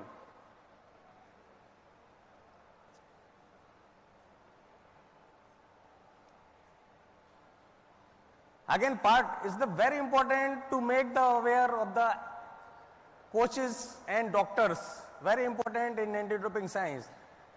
Testing is one part, and to prevent doping is another very important part from my point of view. So there is always need of the education and training to athlete, coaches, all sports fraternity. So this work also has been initiated as a part of laboratory. We have also initiated, we are inviting people who is doing MD in sports medicine. They are coming, they are understanding what is the dope testing, how it is being done, and they are being educated. We are also going to set athlete passport management unit in India. There are only 16 athlete passport management units in the world right now. So I hope in this year we would be able to establish, so this will be the 17th in the world.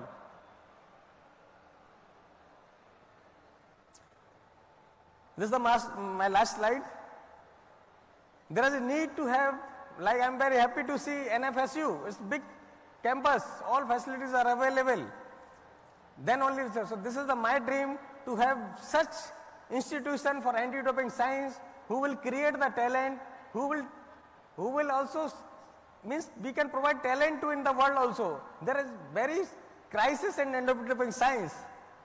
All talent crisis always in anti-doping science because that different niche domain. In forensic we have grown up a lot, but similarly we need to grow up in anti-doping science. And this more dope testing laboratories also. So thank you very much. I tried to cover in my time. Thank you. Thank you. Any question, please, it is open. So I will try to answer if anything. Yeah, please. Sir, mic is coming. Just a minute, sir.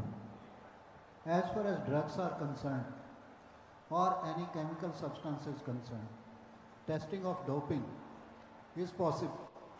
And it can be done by all forensic laboratories, and most of them are doing. And NDTL is doing an excellent job, sir. I know it since we are also working on sports forensics. We are in association. We have worked for some time. Thank you, sir. And what I see, that there are some biological substances, some mushrooms like morchala, and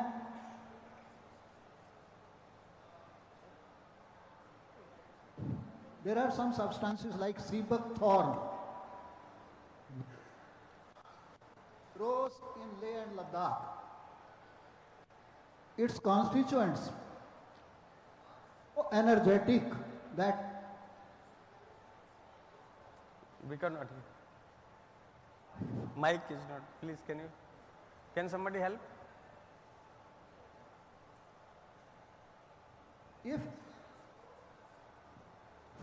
If exports were like seabuck thorn or chala, sir, have that have been all over the world.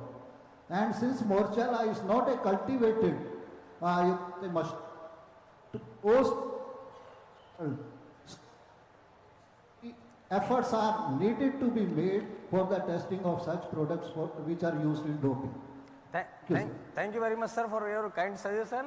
That's why I mentioned there is a need to have one institute. Such a type of continuous research is required, sir. A lot of research has to be done. What is happening? So, being regulated laboratory, we also have some limitations and turnaround time.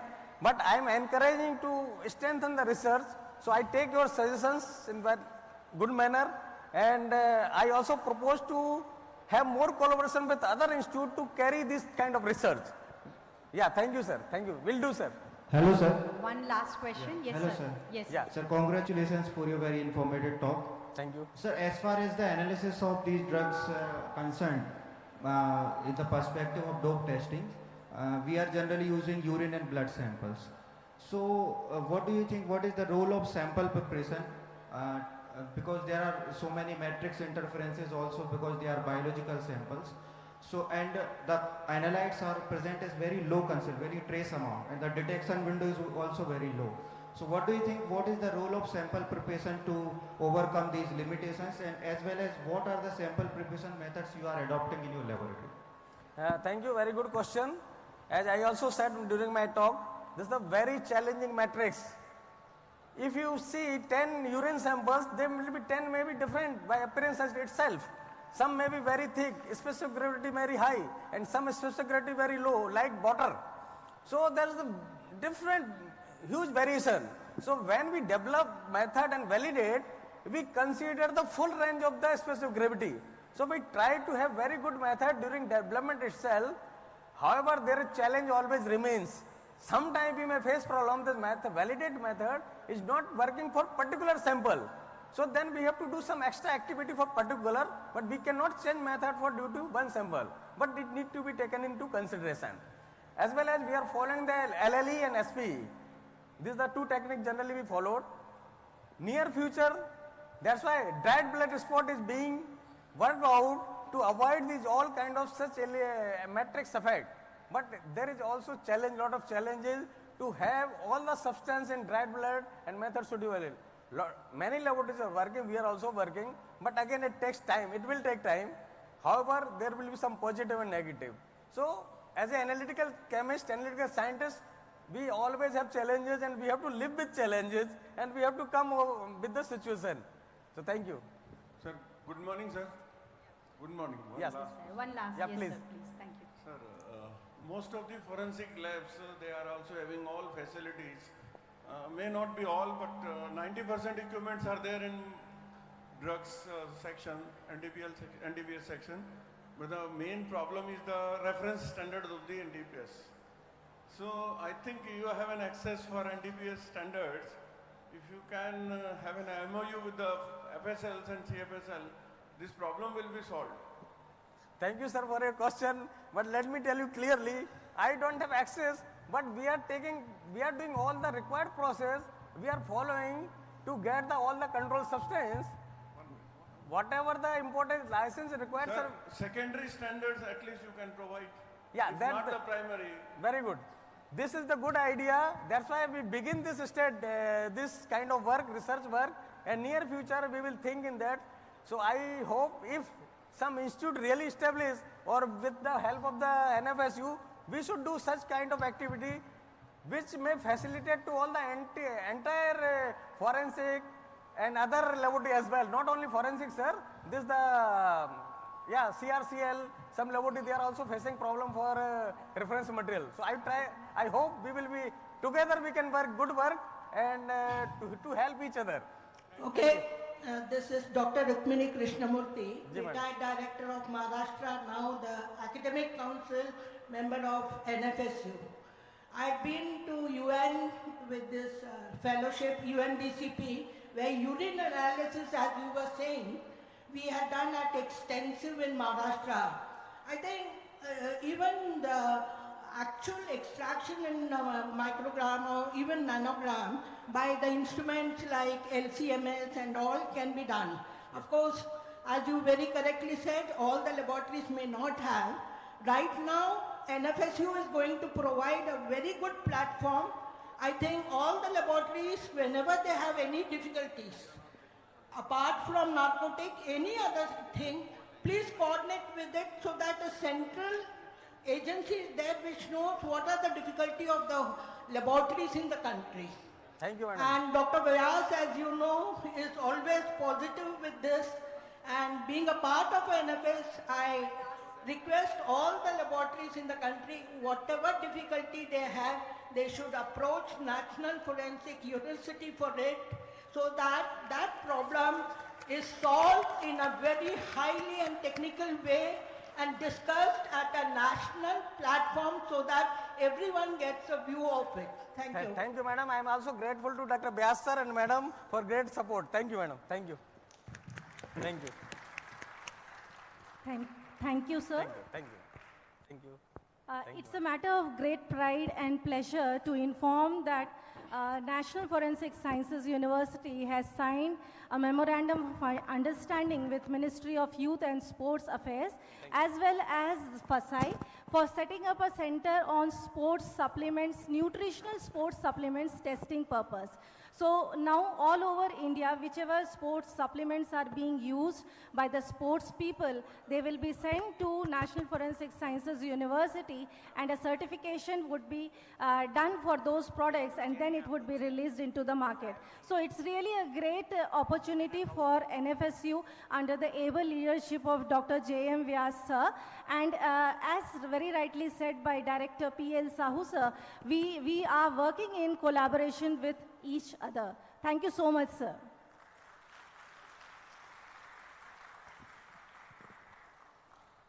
So as we have been moving through a roller coaster ride from policing to environment crime to crime victims and now anti-doping science, I'm sure everybody will need some amount of caffeine. So you're waiting for a very short break of 10 minutes and we'll be resuming back for an interesting talk on missing persons search by Dr. Derek. 10 minutes, we'll be right back at 11:40, we will be starting. The tea is in the exhibition area, just behind this dome. Thank you.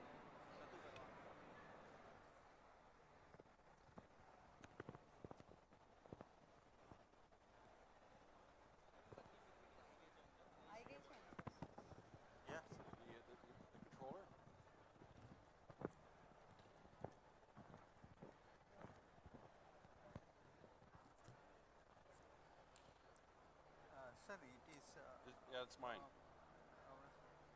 This is mine, yeah. Where? This is ours. So this is from the our university. Oh, where did mine go?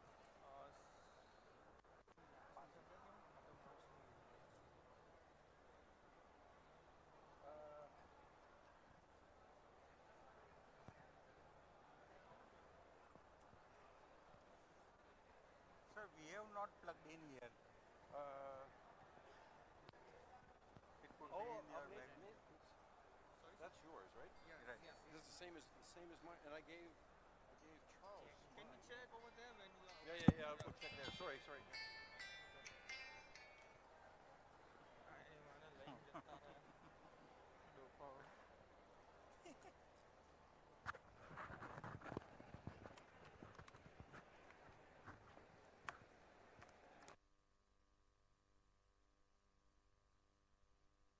Hello. Hello. Hello. Hello. Hello. Hello. Hello.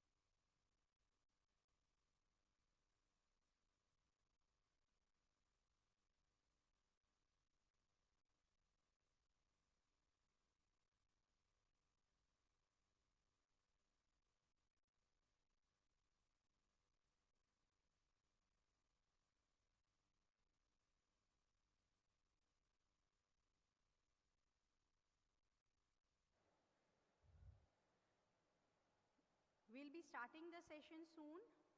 The persons in the exhibition area are requested to please come back to the dome. We are starting the session in 2 minutes. Please, if you have finished your tea, you are requested to join back in the dome area.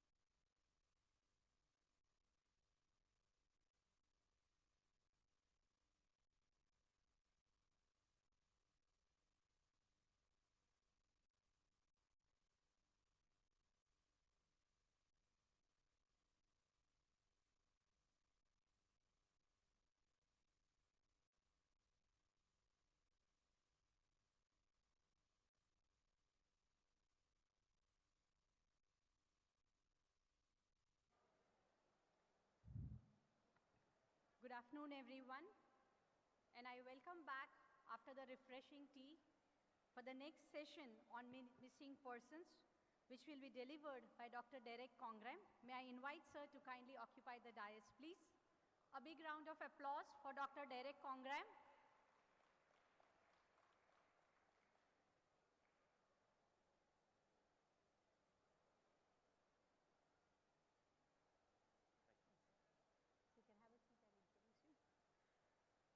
Sir is currently working as a head, International Center for Humanitarian Forensics, International Committee of Red Cross.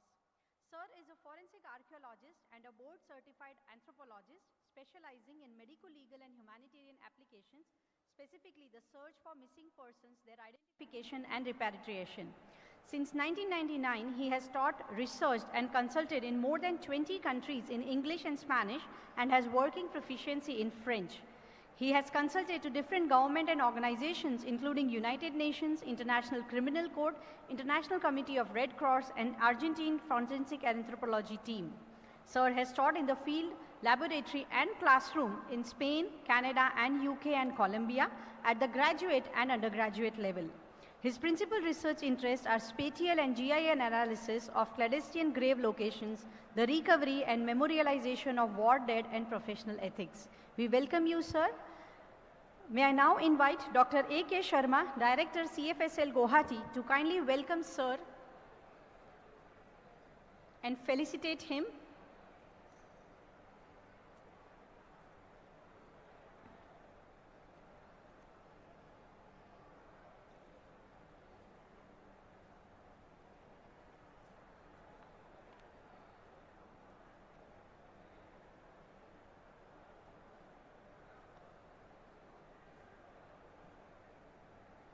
We are pleased to present a shawl, a memento, and a book on Constitution of India.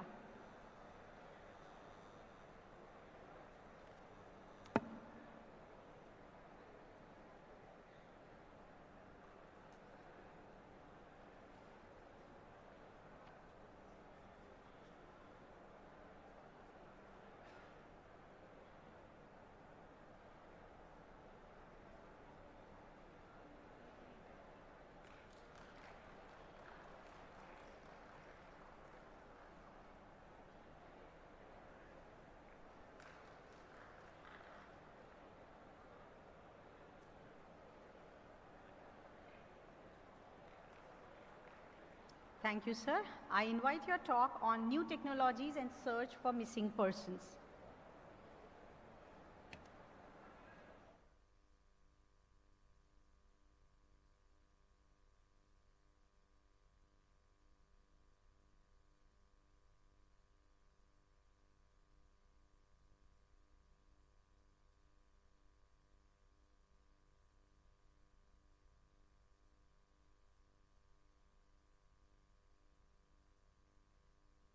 Is it okay, Stephen?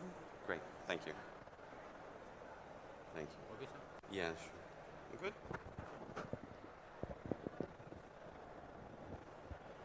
Yeah? Thank you. Hi, everyone. As you've heard, I just want to clarify a bit in my title here. I'll advance to the first slide. How do I do that? Sorry, can we project to the... Oh, there we go. Thank you. Bit of a delay. My wife likes to say, you forensic people, you show up too late. And I know this is a losing argument for me. I think she's right. I'd like to see more about how we can use forensic science to mitigate and prevent crime, but that's not what I'm doing at this particular moment or what I have done in the past. So when I talk about the search for missing persons, by the time it comes to me, those people are presumed dead. And this is a sad reality that we live with, but I want to talk about how we incorporate new technologies into that search. I'll start with a story from 2009. I was contracted to help deliver a course, mass grave excavation course in Colombia for employees of the prosecutor's office, police, security services, forensic scientists. And the course was designed by a colleague of mine from the United States. I'm from Canada, and it was really designed for that particular context.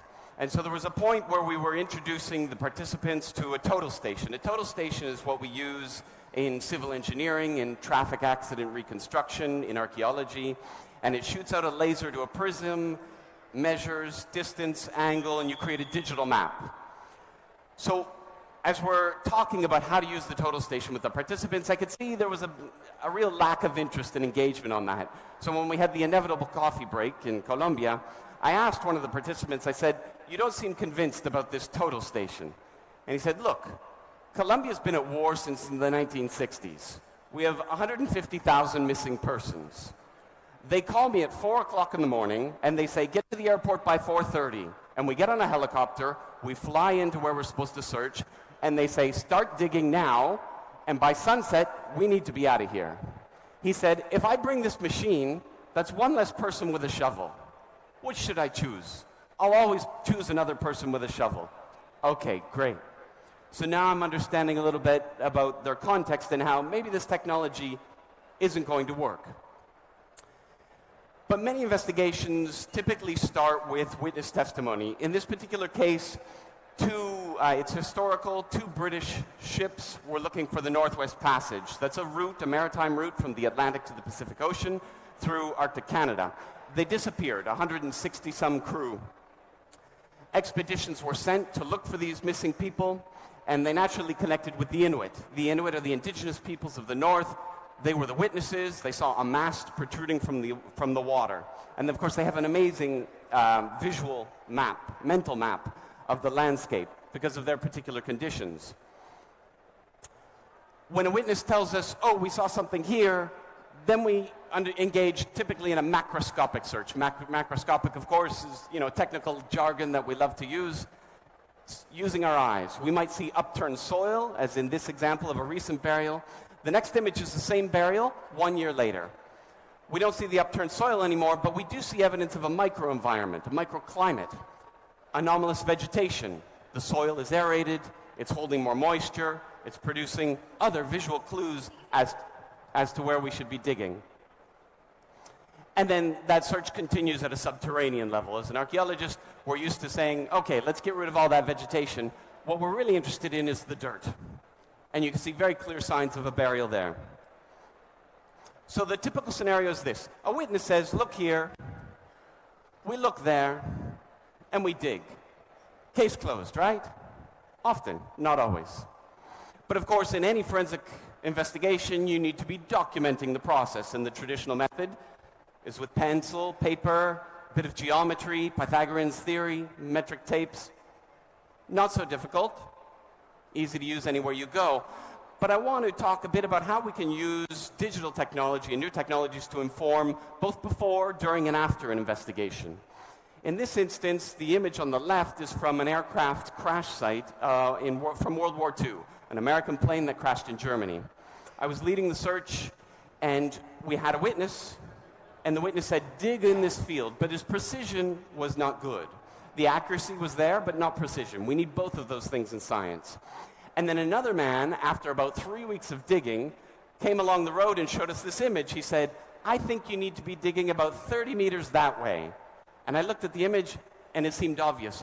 We'd been excavating a bomb crater, but just a bit further was the actual crash site. And we recovered remains from the aircraft and the pilot, where the image demonstrated that the plane had crashed.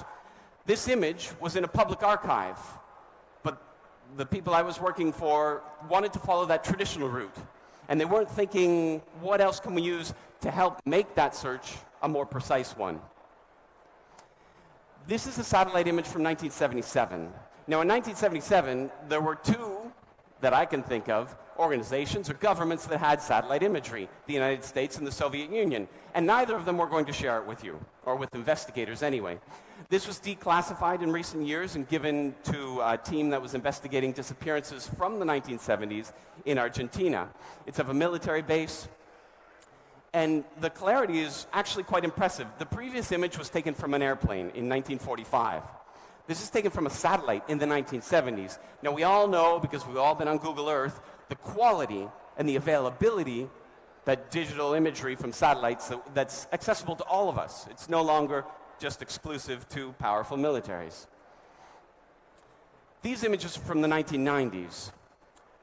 In Bosnia, and particularly in July 1995, about 8,000 men and boys were taken from their city and were executed over the period of about 4 days.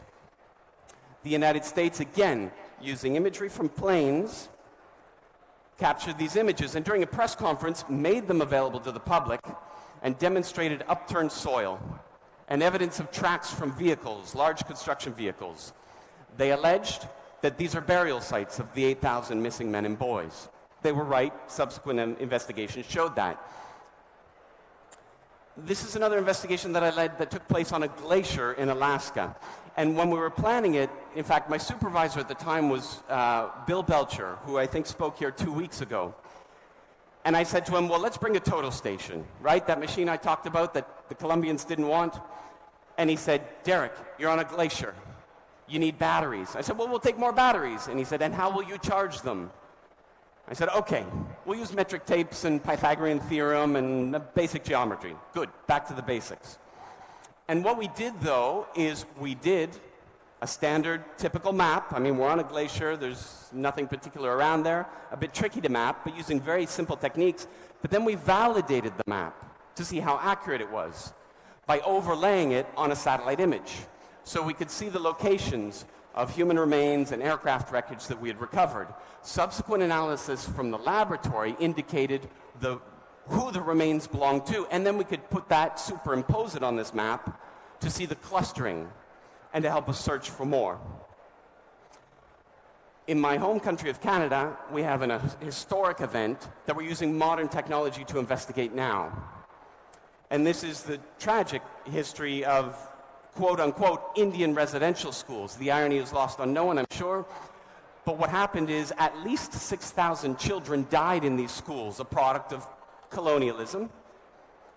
But today we have academics, volunteers, even police in some cases, using ground-penetrating radar to help locate these burials. These burials are not marked. These are not cemeteries in a proper sense.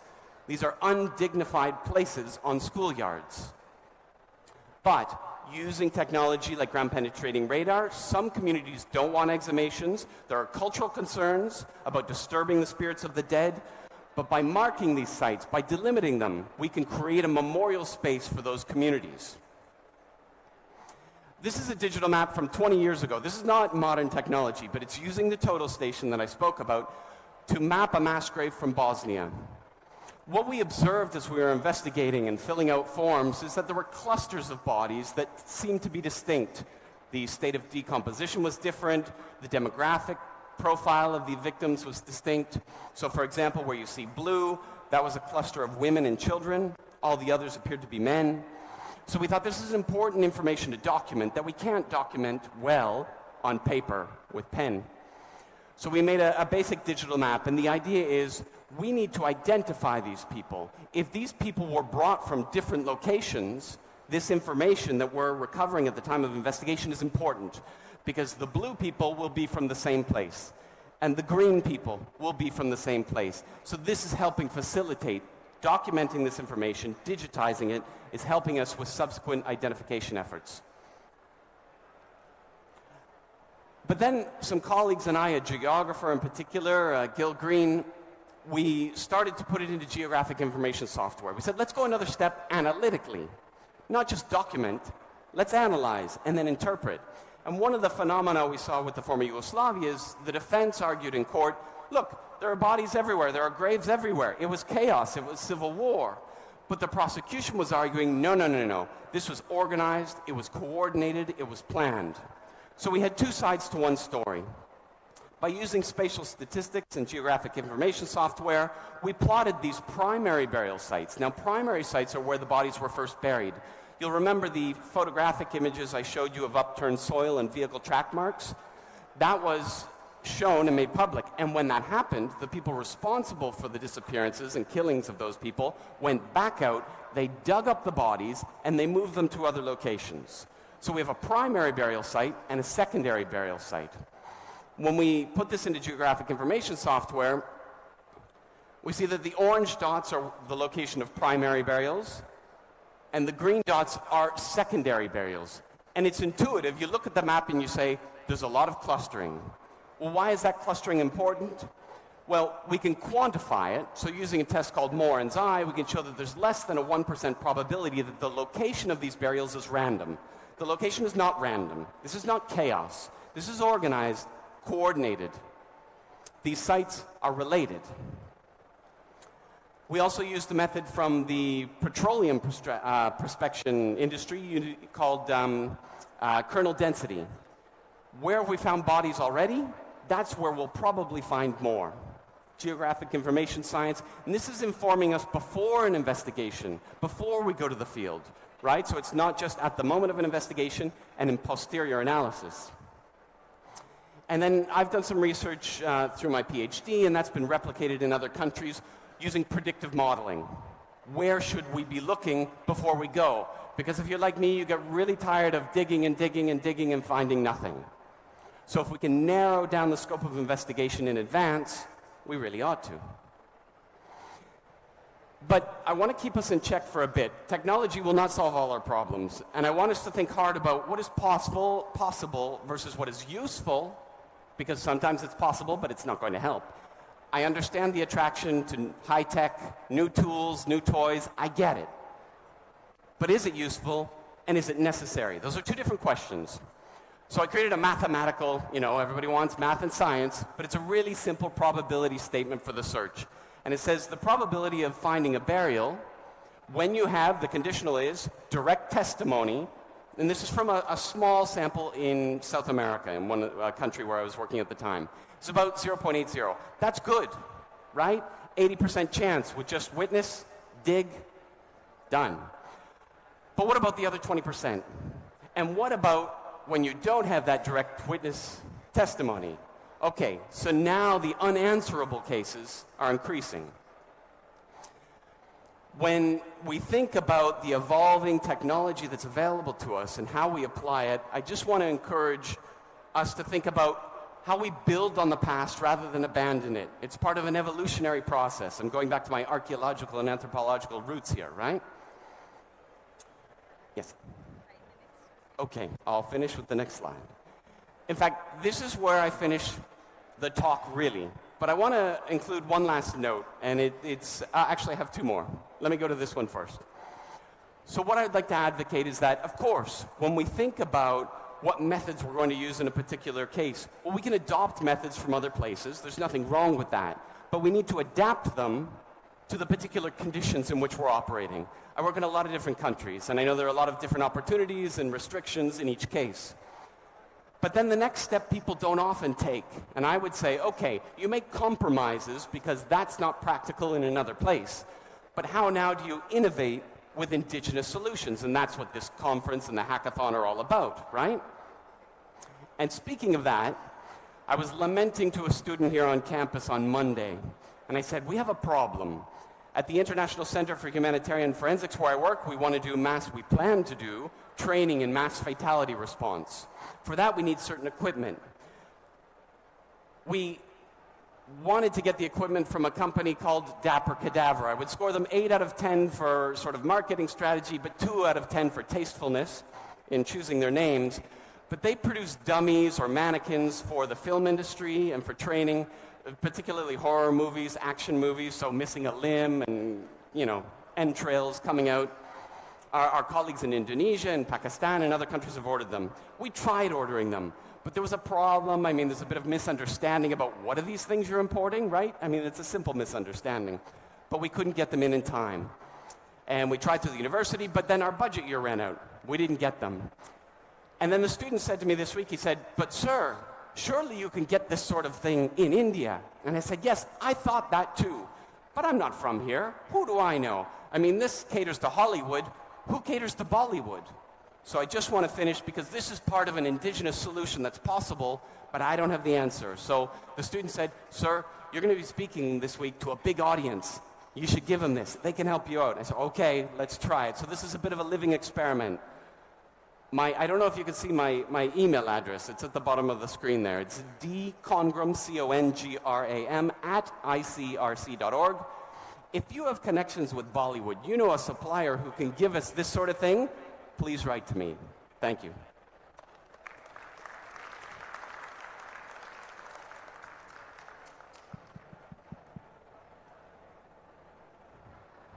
Do we have time for questions? Yeah.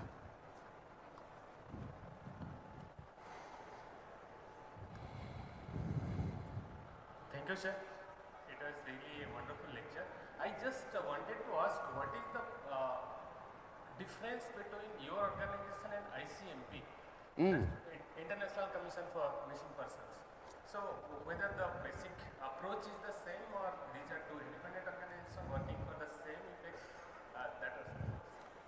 It's a great question. Thank you for that. And it touches on something that speaks directly to particular institutional mandates. The International Committee of the Red Cross is neutral, impartial, and we don't, and this has been recognized by the International Criminal Court, we don't testify, we don't participate directly because of our neutrality in criminal cases. So we're concerned, and we work on the investigation of people who've gone missing in conflict, but for humanitarian reasons. Their physical, scientific identification, their return to families, repatriation, dignified burial. ICMP is a sort of sister or brother organization that is very much focused on criminal investigation. So they also work on identification, but they also use that evidence and they testify in court for criminal prosecution.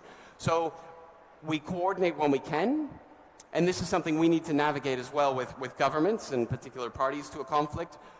What are the limits of our organization because of our mandate? And those are the basic differences.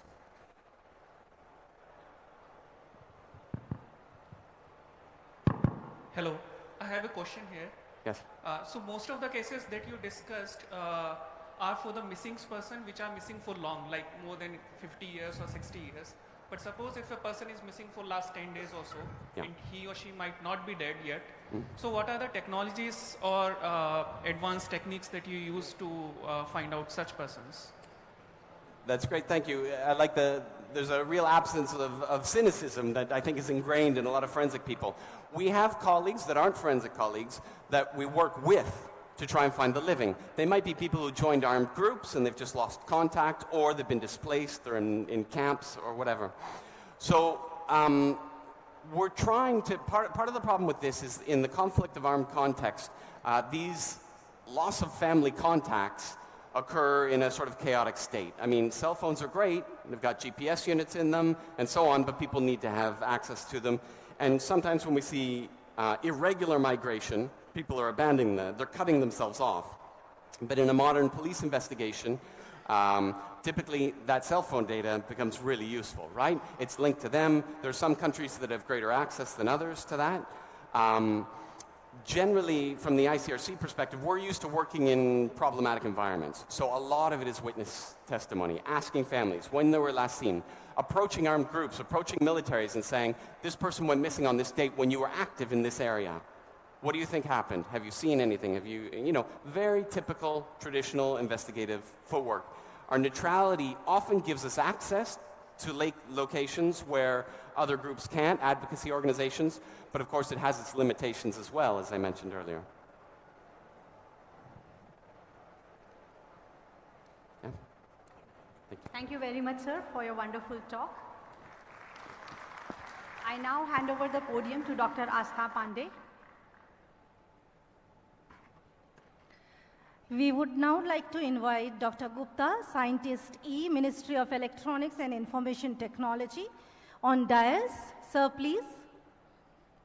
May I request Ikramul Haq, ex-Director CFSL Chandigarh, to please welcome and felicitate, sir. Ladies and gentlemen, please give a big round of applause.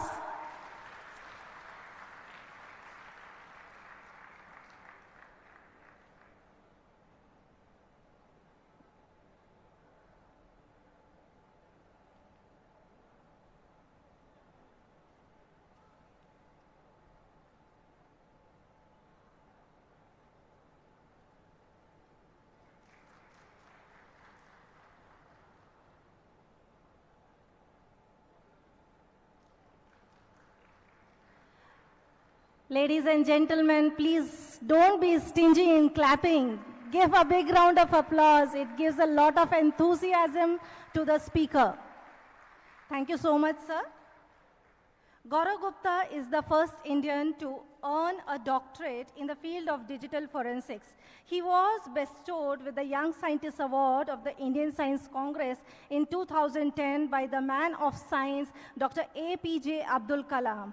He has been a mentor and guide to many research students and interns. He has worked in Big Four and served as a faculty member at the Indraprasth Institute of Information Technology, IIT Delhi.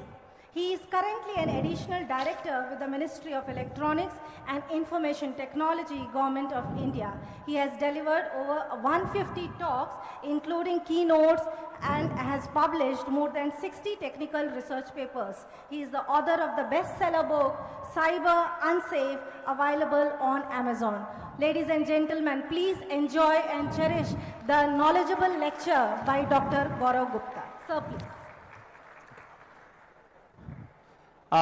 Good afternoon, everyone. And first of all, I would like to thank NFSU as well as all DFS for giving me this opportunity to share my experience with you.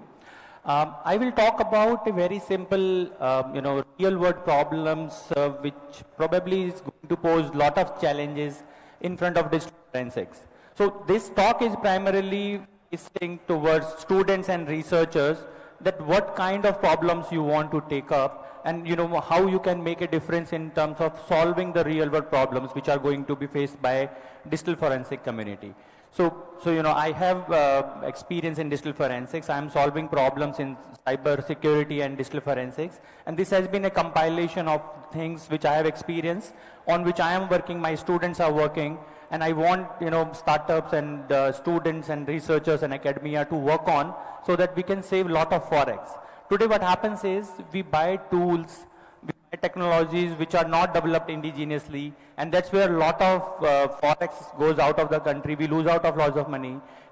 If we invest and develop these solutions, this will help us in long run. We can actually export the solutions developed here, and this will make a difference in terms of solving crimes more efficiently. So one of the biggest problem, according to me, is finding a problem what to solve. We don't know what to solve. Students find it very difficult. They come to teachers and they spend a lot of time in finding out right set of problem. And that is something which I thought I will discuss. Right problem basically requires, it should be easy to solve. At times we take up a problem which is very difficult to solve, or we may not have resources. So we need to, as a researcher, identify a problem which probably you can solve easily, but it is a high impact problem. It should make, it should not be a problem where it is concerning only few people, rather real world problem which is having high impact. And we have to develop an efficient solution, because many times we develop a solution which is bulky, it does not, people don't want to use it. So these are some of the characteristics which should be there in a problem which I'm going to discuss.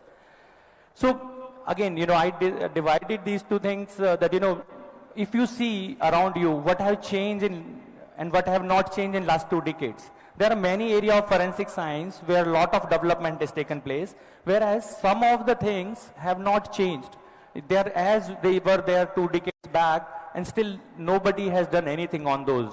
So those are some of the areas which I think should be focused, because those are low-hanging fruits. Right? They are very difficult to find. But what has changed is very easy to find. Mobile forensics, a lot of things have changed. We have seen, in document science, a lot of things have changed. But then there are certain things which have not seen any change, right? So you may think in your mind what has not changed, because I'm going to discuss some of the things which are there. So we have seen technology converging. Our iPad or a phone today is our camera, it is our diary, it is our watch, everything is there together. So convergence is happening. Lot of change is coming in digital technologies, right? So that there will require a lot of forensics. But, some of the things like ceiling fan, it has not changed. 20 years back, it's same 3-blade ceiling fan which I have seen. Similarly, in forensics also things have not changed. The QR codes, have you seen QR codes? The first QR code you saw and is same what you saw today. There is no change, no next generation which has come there. Right? Imaging, which is the basic fundamental principle of computer forensics, where you make bit by bit copy of the data from a storage media to a new storage media. That forensic imaging process has not changed at all. It takes a lot of time before you have to start a case. You have to spend 6 to 8 hours imaging a storage media into a forensic image. So there is something needs to change. There's something needs to, we need to do something about it. And I'm going to discuss what are those. Security feature of documents. So if you see, all the security features, they are incorporated using some special method. Like there's a watermark, there is entaglo printing, or security thread. All those require some kind of additional effort to put in place. And for detecting and investigating also, you require something special. So can we not develop a security feature which is printable by a printer, which can be detected by a mobile phone? We don't require any sophisticated devices. So technological changes today empower you. You don't need lot of resources. You can use, let's say, the camera of a smartphone, which is very, very high end today, and image processing capabilities, you can use those to solve a lot of problem statements. And I'm going to discuss some more going forward.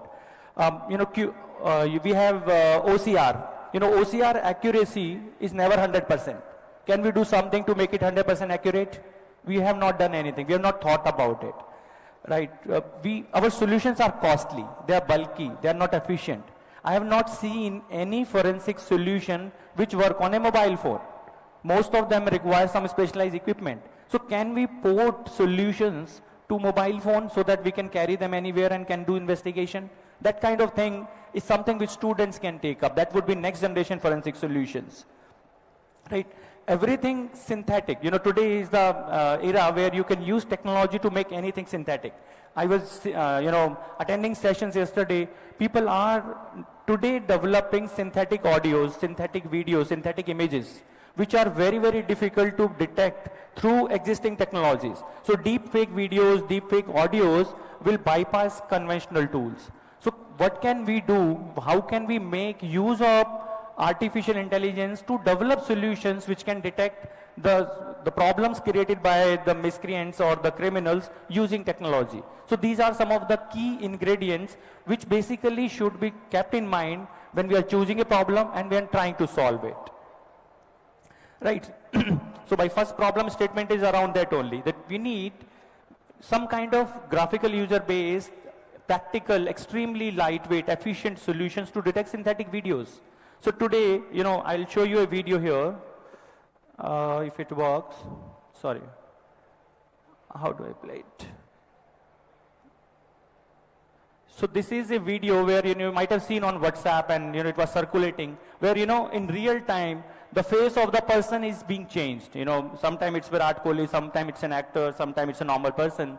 So we have extremely high quality artificial intelligence based tools which can change videos, audios, or can generate synthetic audios. So what I can do today is I can take your video of old video and I can morph it using technology where you will say something which you have never said. I can record your audio and I can put that audio into a way that you are saying something which you never said.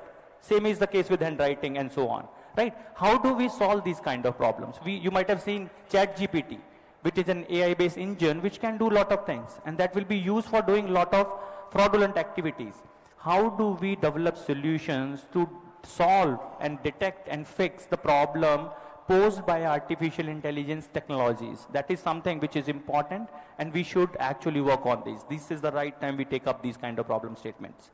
Then, more data in QR code. QR codes have some data, right? They have security applications also. A lot of frauds are also happening using QR codes. What happens is, if you want to put more data in a QR code, the size becomes bigger and density also becomes higher.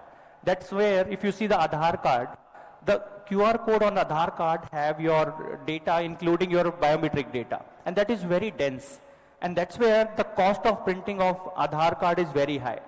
Because as we put more data, density increases, size increases. But can we do something so that we can have more data in same size QR code with same density without increasing density?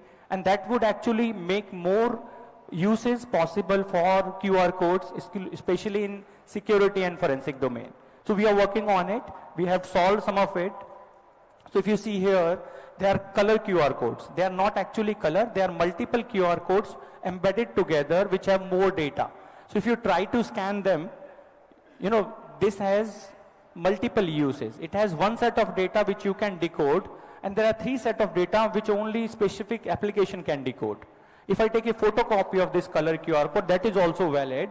it will have some data which you can extract for one layer of data. So now what I can do, I can make use of these kind of QR codes to solve new problems. We have QR codes which has multiple information. If you scan this QR code from different distance, it will give you a different value. If you scan it from near, it will give you value A, and if you go far, it will give you value B with the existing QR codes. Here what we have done, we have used optics, mathematics, and QR code standards and played around with various kind of patterns so that with the existing standard, existing software, we can have multiple data embedded, and one of the data may not be known to you, and that's where the security application of these kind of QR codes comes in. This one has double data, 2 data, and the previous one has 3 pieces of data at a different distance which was coming. Again, you know, we have CCTVs in ATM machines, right? Which is being used for doing investigation later on. If something has gone wrong, we go to CCTV footage and do analysis. But, you know, we have lot of processing capabilities today. Why can't we do analysis of CCTV footage in real time and our machines operate on top of it? For example, let's say if I go inside the ATM machine wearing a helmet, I am a criminal, I'm trying to withdraw money from somebody's account, I don't want to be recognized, I will put a helmet on. Today machine works. But if we can have intelligence in the machine that CCTV footage is being scanned in real time, and if no face is detected, machine should not operate. I can detect guns and knives using an object detection image processing technique. Now, let's say if I put gun to your temple and ask you to withdraw money, you will do it. But I can, in real time, process that there is a gun and there are more than one person. I can make sure that machine does not work. I can generate an alert to law enforcement agency. I can send out alerts to police. And that's where we can actually solve this problem. It's a very easy problem. Any student can take as a BTech project or a master's project, where you develop a tool which can integrate CCTV real-time analysis to the ATM machine, and you can actually solve a real-world problem. Right? Print, as I told, can we have a printable security feature? I don't want anything special. I don't want any special method of embedding a security feature. Can I make use of normal printer and design a new security feature? This is a problem statement I'm working on. So this is something you can read. Try to read it fast. It says, I could not believe that I could actually read what I was reading using the incredible power of the human mind. According to the research at Cambridge University, it doesn't matter in what order the letters of the word are. The only thing important is that the first and the last letter be in the right place. The rest could be a total mess and you can still read it without a problem. This is because your mind, human mind, does not read everything as a whole, but it reads the first and the last letter. And you know, we thought that it is very difficult to read. So human mind is very intelligent. We are very creative. We avoid lot of details, and that avoiding of details is being exploited by criminals. What they do, you know, they use lookalike websites. You know, I'll show you example. If you see here, any issues? Any issues with these websites? The first one is a shopping website in Russia, genuine website. The second one is not Yahoo, it is yah00.com. Third one is not sbi.co.in, it is sbsmall.co.ln. I and L looks same to the eye. So as I showed you in the previous slide, human mind, because of being intelligent, ignores a lot of information. We assume things because of our intelligence. And same being used to do a lot of phishing frauds. So what can we develop some kind of a plugin which will sit in a browser, which can detect whether there is a lookalike characters being used of the popular websites? It would be very simple but very effective solutions, right? So these are some of the things I thought I'll discuss. This is like, you know, shopping related fraud where your OTP is asked over the phone. Lot of people fall for it.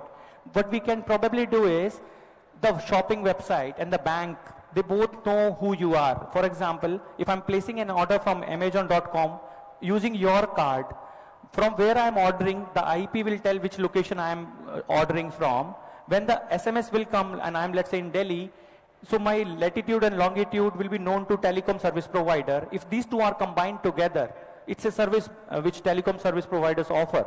So what you can do is you can actually make a solution which can be used by e-commerce websites and banks, where these two information is fetched in real time, and if they are not in same place, transaction can be stopped. It will have impact for genuine people also of 1% who are sharing OTP and family members who are not in the same place, but 99% of the frauds using OTP can be stopped by this kind of a solution.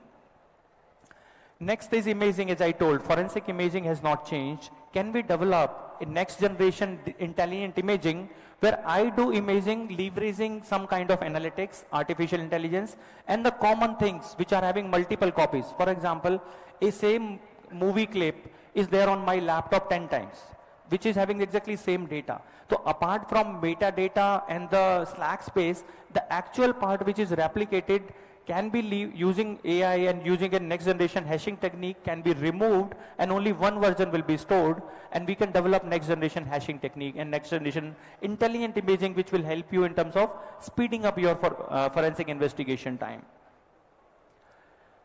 So you know, storage media, we are seeing we used to recover data from magnetic medias like hard disk and floppy drives and CDs and DVDs. But if I store data in today SSD, if you delete data from SSD, recovering deleted data from an SSD is very, very difficult, right? Because those are designed keeping in mind that you should not be able to recover data. All these companies, starting from cell phone company maker like Apple and Samsung, and the solution makers like who are making storage media, they want data not to be recovered because of the competition reason. But the impact is coming on digital forensics. Mobile forensics is becoming almost impossible. So we need next generation storage medias, next generation operating system, next generation mobile forensic solutions using some kind of a new paradigm where we enable these devices to help in forensic investigation. We should put forward that thing in the design itself, which is not happening. Otherwise, what will happen? Most of the cases, forensics will not be possible. And that will be a very bad scenario. We need to do something now so that we make sure that digital forensic investigation will not come to a standstill in the future. Right, so this I'm skipping, this I have discussed. So this is also interesting. So, psychology of a criminal. Criminals have this particular way of doing things. We have used psychology in various other domains of forensic science, but when we are designing digital forensic solution, we must also leverage psychology of the criminals. So technical solutions, when relied and combined with psychological thinking and the creative way people exploit digital devices, if we combine these two, our solutions will be more effective. Chances of our getting data will become higher. It's like if you come, let's say if I'm a criminal and if you come and do search and seizure at my place, my computer, whenever I'm doing any crime, I'm putting a new hard drive. After doing the crime, I'm taking it out and putting it into, let's say, false ceiling. Or I'm, wrapping it up in a watertight thing and putting inside a fish tank. So there are disguised places. So let's say if you come and seize all the media, you will get whatever you will get and there will be no evidence. So you must know how criminals think, what they do, and exploiting that, you should design your search and seizure method, investigation method, even the technical solutions. And there is a lot of work which is happening worldwide in this area. So again, we have seen in exams people cheat. When entrance exams are there, they have, some kind of telecommunication device, hidden in the shoes, and a small Bluetooth device in the ear, which is non-discoverable. I can have a hidden Bluetooth network, and it's very difficult to find out, let's say in a room of 50 people who are giving exams, who is cheating. Without proof, you cannot ask somebody and do some kind of, search. So can you develop some kind of a sensor, some kind of a device, which can find out which are the Bluetooth devices operating in room? This will be very useful for stopping espionage. Let's say there is a high profile meeting of a VIP is going on. One person is snooping and leaking information. This will be very useful for that also. So can we develop, like we have metal detector, a Bluetooth detector, which can find out exact location within a room with precision that, okay, this is the person who is using Bluetooth, although he is using Bluetooth, which is non-discoverable, hidden, and that kind of thing. There is no solution for that for right now. So this is something which I think could be a good solution. I've also written a book, as told by ma'am, Cyber Unsafe. This is basically about cyber crime awareness. It has short stories which talk about various things which can go wrong for a common man and how cyber crimes happen. And it also contains some of the ideas, some of which I am discussing today. In the interest of time, I'll only have one last slide where I'm giving you some tips which will help you avoid a lot of crimes.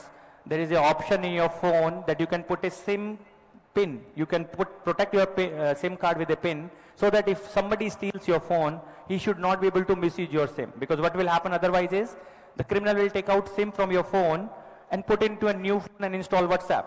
So your WhatsApp will start working there, right? There is, let's say you have Google Maps running on your phone. In that case, your phone never locks. So if somebody snatches your phone and your Google Map was on, your phone is basically unlocked. So if you physically lock the phone after switching on Google Maps, it actually locks. So that is something which you should do. Aadhaar is being misused because your Aadhaar is linked to your bank accounts. So, there is AEPS, which is Aadhaar enabled payment services. Now what happens is, criminal take your Aadhaar number and corresponding, fingerprints. Let's say if you have bought property, on the property papers you have your prints and Aadhaar number, and they take this from the registry and then try to misuse and take out money from your account. Net banking, is being misused. If I get details of your card, I can do international transaction without requiring OTPs. So what can you do? You should go to your net banking, make sure that you disable international transaction, put a limit on your card. These are some of the things which can help you safeguard, right? Your data, you take backups and you keep backup in a hard drive, and that hard drive in your laptop bag.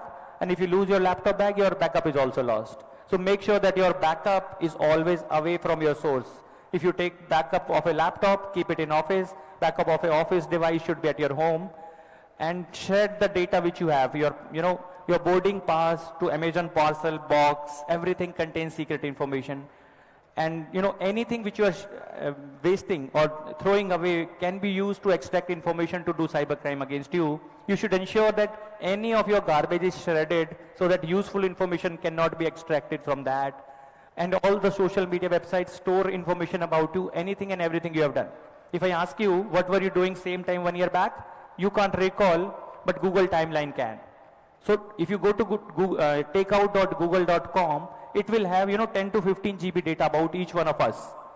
And if I get access to your account, I can download it and I know everything about you. So what should you do? Frequently go to takeout.google.com and all other social media sites where there is an option that you can download this data offline and then delete it from there. So that somebody getting accidental access to your account should not be able to profile you. Otherwise, they can actually understand completely what you have done, what you have searched, what you ate, how much you paid, all information, all GPS location you have been to, and so on. So there is a lot which we can change in our digital life, our digital etiquettes, the way we use technology to make sure it becomes difficult for cyber criminals to do fraud against us. And those are the things also written in the book. With this, I would like to stop. I help students and I mentor students solve problems. In case you are interested, you can always reach out to me. I will be happy to mentor anybody who is interested to work in the area of digital forensics and cybercrime investigation. Thank you very much. Thank you, sir, for enlightening our August gathering. If there are any questions, you may please ask. Any questions? Hello, am I audible? Yeah, so you mentioned about two problems. One is you mentioned about ChatGPT and deepfake images. Most of these are generative models where you have a generator and discriminator. So most of these problems are already resolved when a developer is developing these tools. For example, ChatGPT latest version, they have a discriminator where you can detect which text is written by this model, language model, and which text is written by the person. So probably this kind of problems, and similarly with deepfake also, these problems are already sort of resolved. And second thing is, you mentioned about the videos, live streaming of the videos from the CCTVs.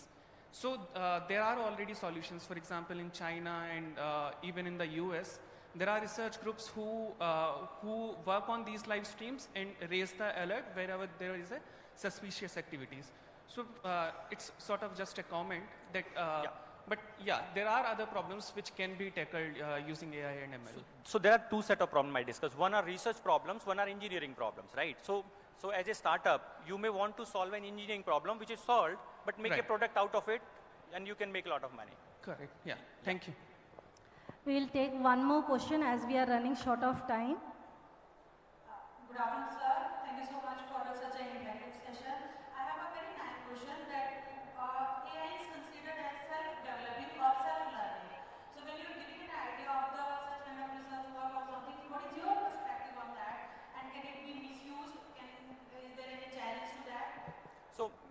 technology will be misused for sure, because people, it is basically how people want to use it, right? But anything which is using data to learn will also learn things in a wrong way, because it is limited and constrained by the data which has been provided to it. So if you can develop solutions to detect that deviation, those are the solutions which will work against these. So it is a cat and mouse game. People will misuse technology and people will develop solutions to find out and detect and fix that misuse. So that's where the opportunity lies for all of us, right? If there are no problems, what we will solve. Thank you, sir. Thank you once again. The next session of the day will be delivered by Professor Stephen Gordon Barnes, Associate Dean, Penn State Law, Pennsylvania, USA. Sir, may I invite you on the dais? I would request Professor Naveen Kumar Chaudhary, Campus Director, Goa, to please welcome sir and felicitate.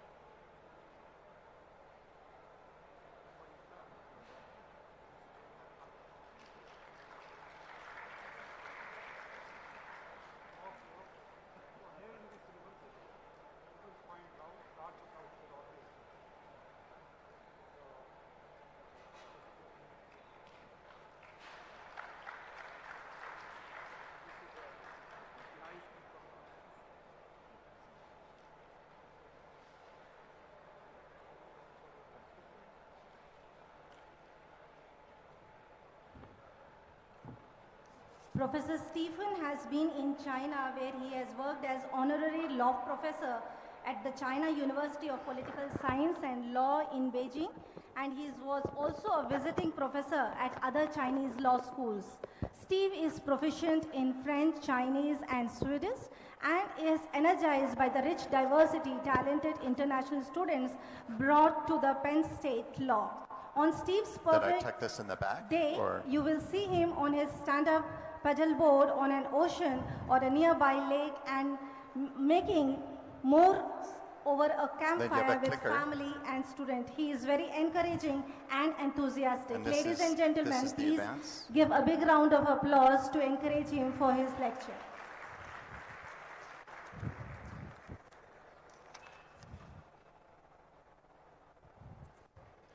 So namaste.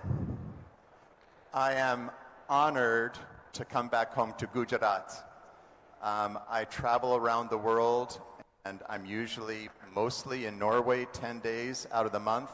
But if I'm not in Norway, I'm probably in India, and I spend more time in Gujarat and Ahmedabad than any other place. I'm grateful for this invitation, and especially to my sister and to my colleague, Dr. Purvi Pokarial, whom she's the sister I never had, and I am grateful.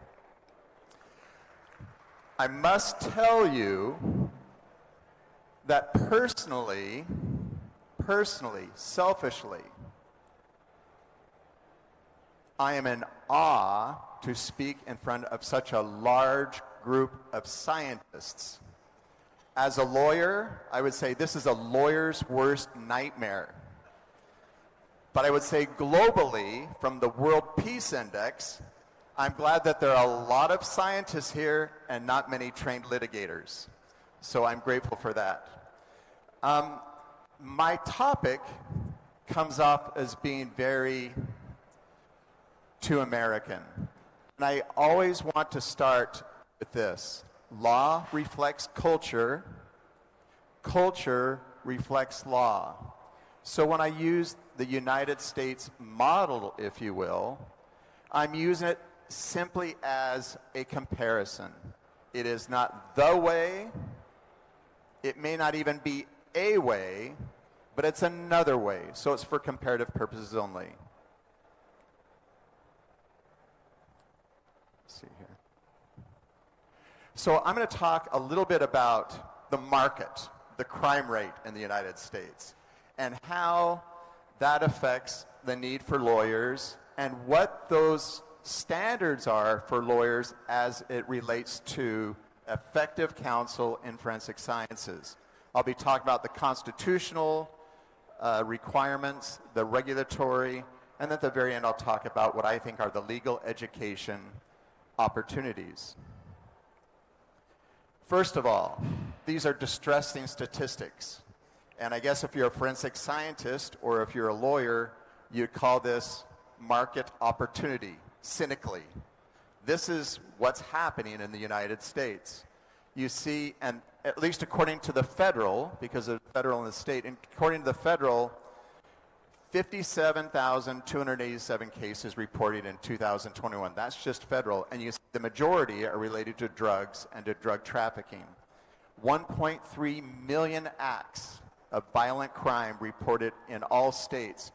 Hard to believe it's a 1% decrease from last year, but there's been a 4.5% murder rate increase.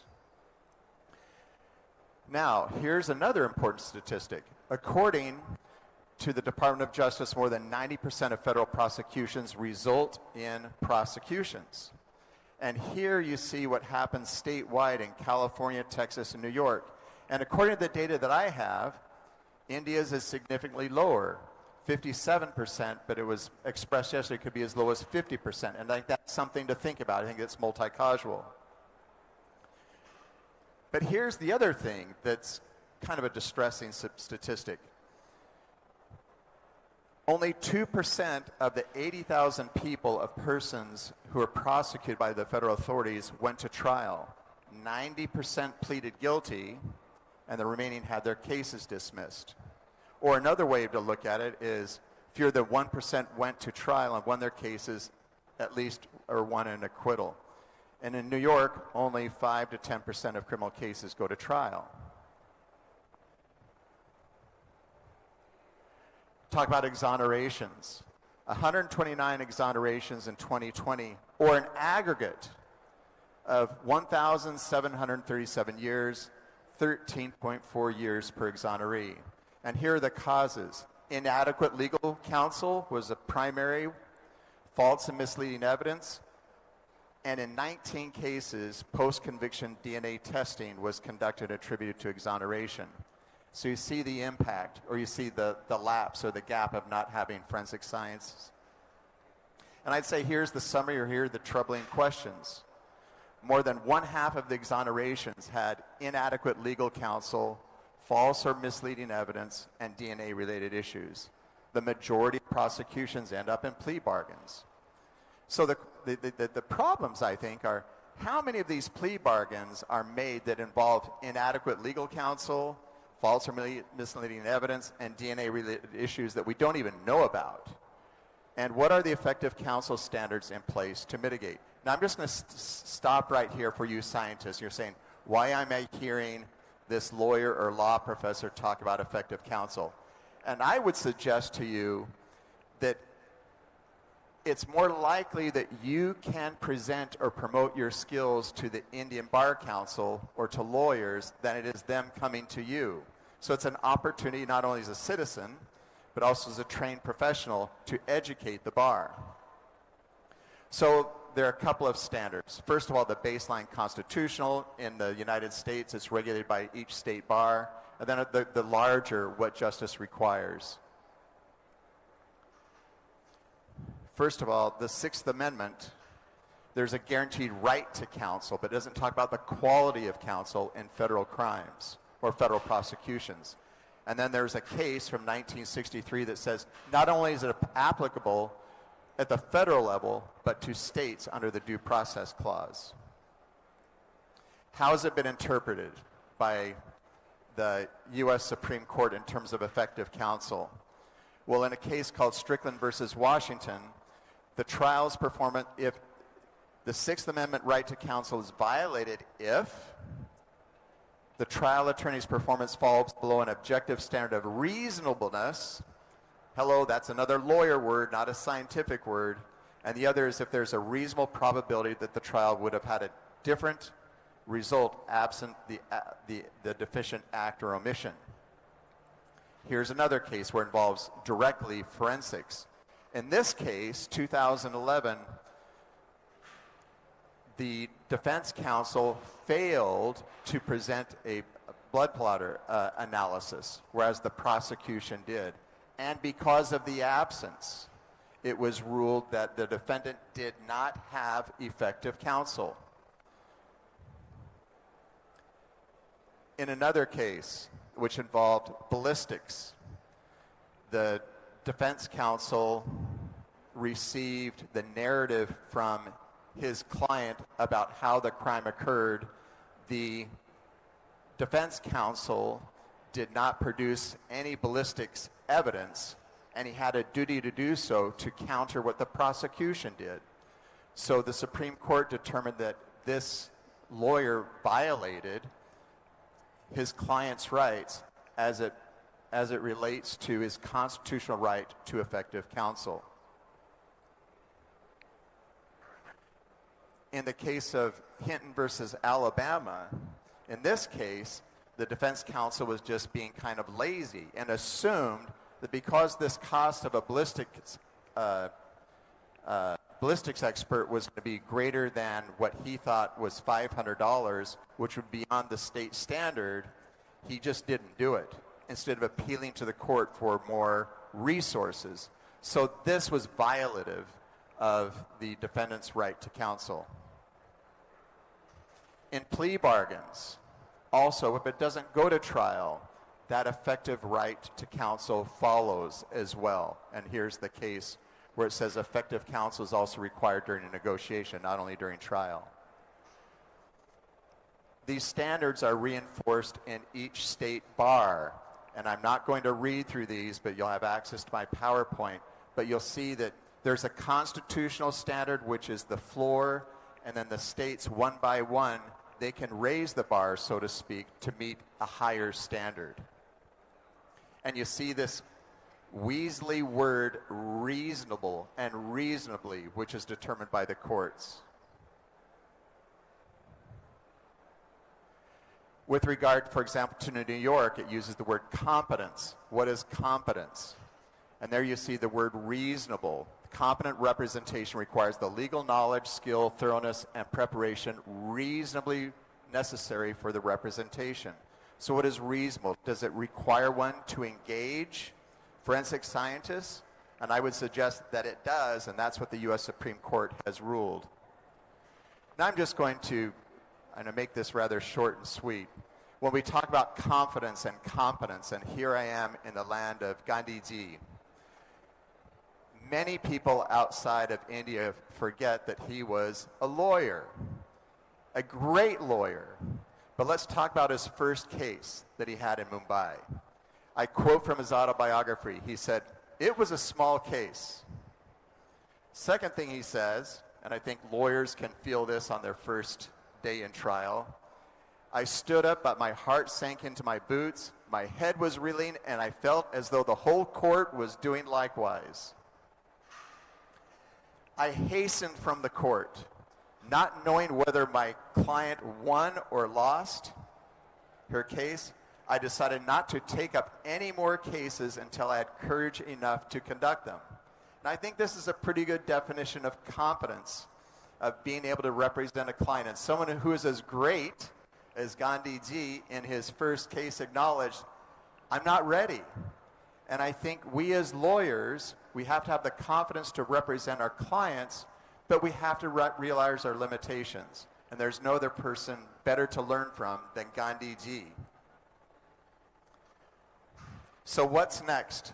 I would suggest that U.S. lawyers, beyond a foundational knowledge in contracts and torts and civil procedure and all those other courses that are tested on the bar, because of the emergence of law, science, and technology, I would suggest that in the U.S., and perhaps here, that there should also be other courses that are tested beyond evidence, that have elements of law, science, and technology that touch upon forensic science.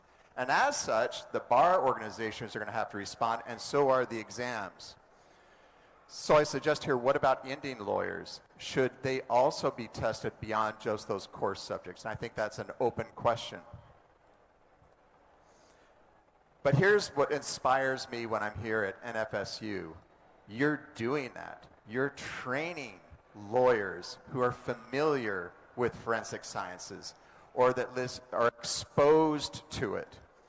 The thing I'm impressed by is the interdisciplinary curriculum, the specialized courses and how they're integrated with the law courses, and also being in one space where you are always engaging with others from these different discipline areas. And I would suggest, as a lawyer, whether you're in India or the US, we don't have to be scientists, but we have to know enough about science to be able to issue spot.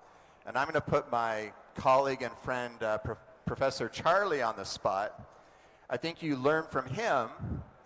He is not a scientist, but he's conversant in science, so that when he's taking on a litigation matter, at least he knows the issues and he knows the experts for whom to reach and to be conversant in it. And I think that's a reasonable standard for any criminal defense lawyer, is to at least know what you don't know and be able to issue spot.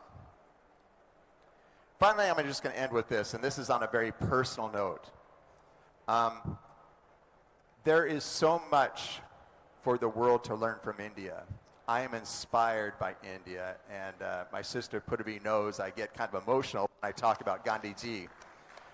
But my area of constitutional law, I always kind of use Gandhiji and the trajectory of this magnificent country of India as a reference. And when I come to Ahmedabad, I make almost daily pilgrimages to the Sabarmati Ashram. And 2 nights ago, on the way back from the ashram, I saw the great Dandi Bridge. And I stopped and I realized that we also have a bridge like that in the United States. And it was one of the great marches of Dr. Martin Luther King in Alabama. It was the Selma. And you put side by side, and you see how we learn from one another. When we're talking about justice, I, as an American passport holder, I am grateful that we've learned the lessons from India. If there is no Gandhiji and civil disobedience, there's no Martin Luther King Jr. And if you don't have that, you don't have Barack Obama, and even some of the racial issues that we have today would even be more troublesome. So a personal gratitude for that. So there's my contact information. Thank you very much. Please don't ask me any scientific questions. All I remember from school is endoplasmic reticulum and mitochondria. But the most important science information I learned today was to remove my CVC code. But I've also made a mental note to write my CVC code on a piece of paper before I take it off. So thank you very much. Thank you, sir. Any questions? Any questions from the audience? So I think there are no questions, but we'll get... Please give mic to sir. Hello. Yes. It was a nice talk, sir. This is Abhinav Mishra, forensic linguist from BHU Varanasi. I was going through your lecture. Don't you think that the language of the law, that is legalese, is one of the reasons behind the less conviction rate between India and the US and even the intra-US also? So people are not aware of the law professionals even, language of the law, that creates the problem. You're saying that the language in of the law the language of the law creates problem in the less amount of conviction.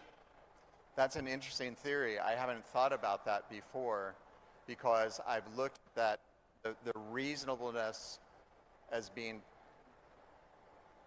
rather elastic, that can be interpreted by the courts as it applies to this situation. Yeah, means the law professionals is lacking that awareness of language of the law, intricacies of the law, that defines the law, less amount of convictions. Oh, you're saying in India? In India. Yeah, that's a possibility. Thank you, sir. Good afternoon, sir. Good afternoon. It was very nice hearing you. being with you for 2 days. I have no questions. I have two requests to make through you to two directors and Madam the Dean, that they may impress the Bar Council of India to introduce what is known as forensic science studies for the students of undergraduate. As my brother rightly said, that the language of law has always been a complex thing. And we as judges have now started feeling that there must be simplicity in drafting also. But as we follow the common law regimes, that has to be bit of complications in the language, which has to be given a go by now. But what I am emphasizing is that in the undergraduates, we don't have any curriculum of forensic sciences for law faculty students, which it's high time now each university through UGC and through the Bar Council must have one paper of this forensic science, because that subject is to stay over now for the decades to come. Thank you. That's a good point, and I defer to the distinguished judge who had the largest law court circuit in all of Asia. And I think that's it. I think it does have to be embedded in the curriculum somewhere, and no place does it better than NFUs, but I think it should be duplicated, just as Your Honor said. Thank you, sir. National Forensic Sciences University, the School of Law, and the School of Law is already having Introduction to Forensic Science in its curriculum. So I think the other universities and other law universities will take the initiative same way. Thank you. The next session would be delivered by Dr. Adarsh Kumar, All India Institute of Medical Sciences, New Delhi. May I request Dr. Sukhvinder Kaur, CFSL Director, Pune, to welcome and felicitate sir.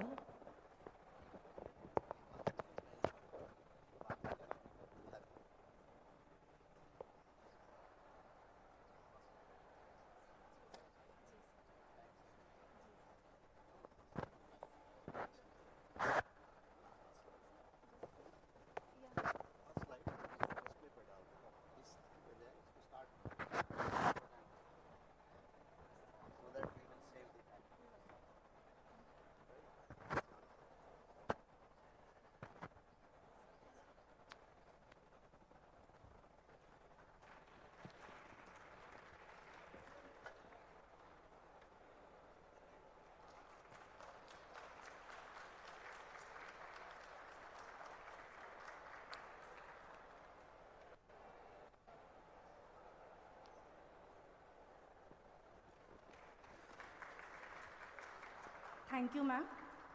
Dr. Adarsh Kumar is currently working as a professor at the Department of Forensic Medicine and Toxicology, All India Institute of Medical Sciences, New Delhi. He is also faculty in charge of Forensic Anthropology and Forensic Radiology. It is the first of its kind in India working to start the digital autopsy services soon, which is going to be at All India Institute of Medical Sciences. He is a double Commonwealth Fellow of Dundee, UK. Sir has also many projects in his career. May I now request Sir to deliver his lecture? Okay. Okay. Thank you.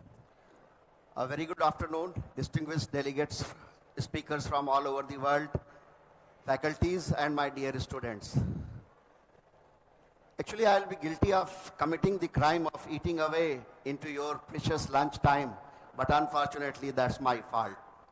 That's not my fault. Anyway, coming on to the presentation, before coming on to the presentation, I'd like to extend my sincere thanks to the Honorable Vice Chancellor of this university, Dr. G.M. Vyas, all the deans of this NFSU Gujarat, and of course my dear friend Dr. S.K. Jain, who happened to be Chief Forensic Scientist of DSS, for organizing this Silver Jubilee Conference of the All India Forensic Science Conference and giving me the opportunity as a speaker to share my views from a different perspective. And of course, choosing this very pertinent theme, fostering investigation through innovation, and research and international approach. Thank you again, the dignitaries from here. So what is forensics? I think all we are discussing about forensics, it's just a kind of repetition maybe. Application of scientific knowledge for the purpose of administration of law, and it becomes extremely challenging in so many situations. When we talk about my domain of being kind of medical detective, that's what the common lay person thinks about us. Forensic medicine is synonymous with the medical detective, especially after seeing those, you can say, the TV shows and all, where we see the Dr. Saluke and Sherlock Holmes kind of fictions and all these kind of things. So where actually we apply the medical and paramedical knowledge, the idea is to how to administer the law. When we talk about the forensic medicine, most of the times we are dealing with the dead bodies. As we say, the dead speaks. That means the dead body is extremely eloquent and honestly informative if one exercises patience in listening to it.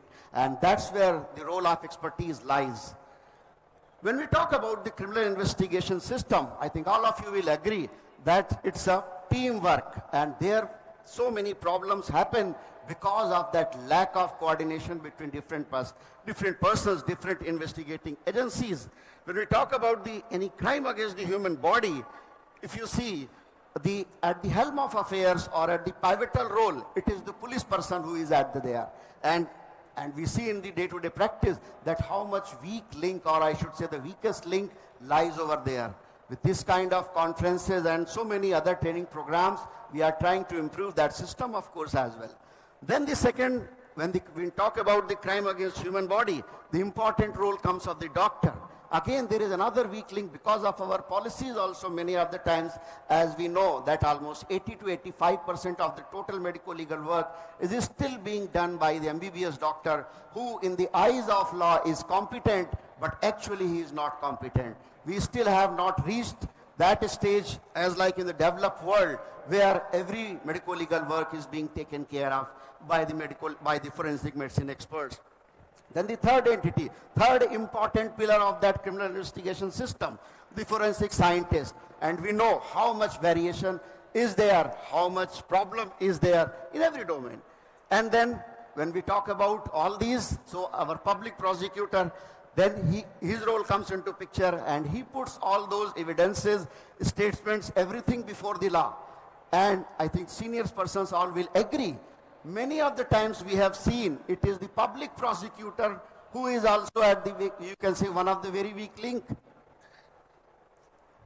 Because ultimately the justice, or you can say the justice has to be delivered by the honorable judge based upon the evidences of all those.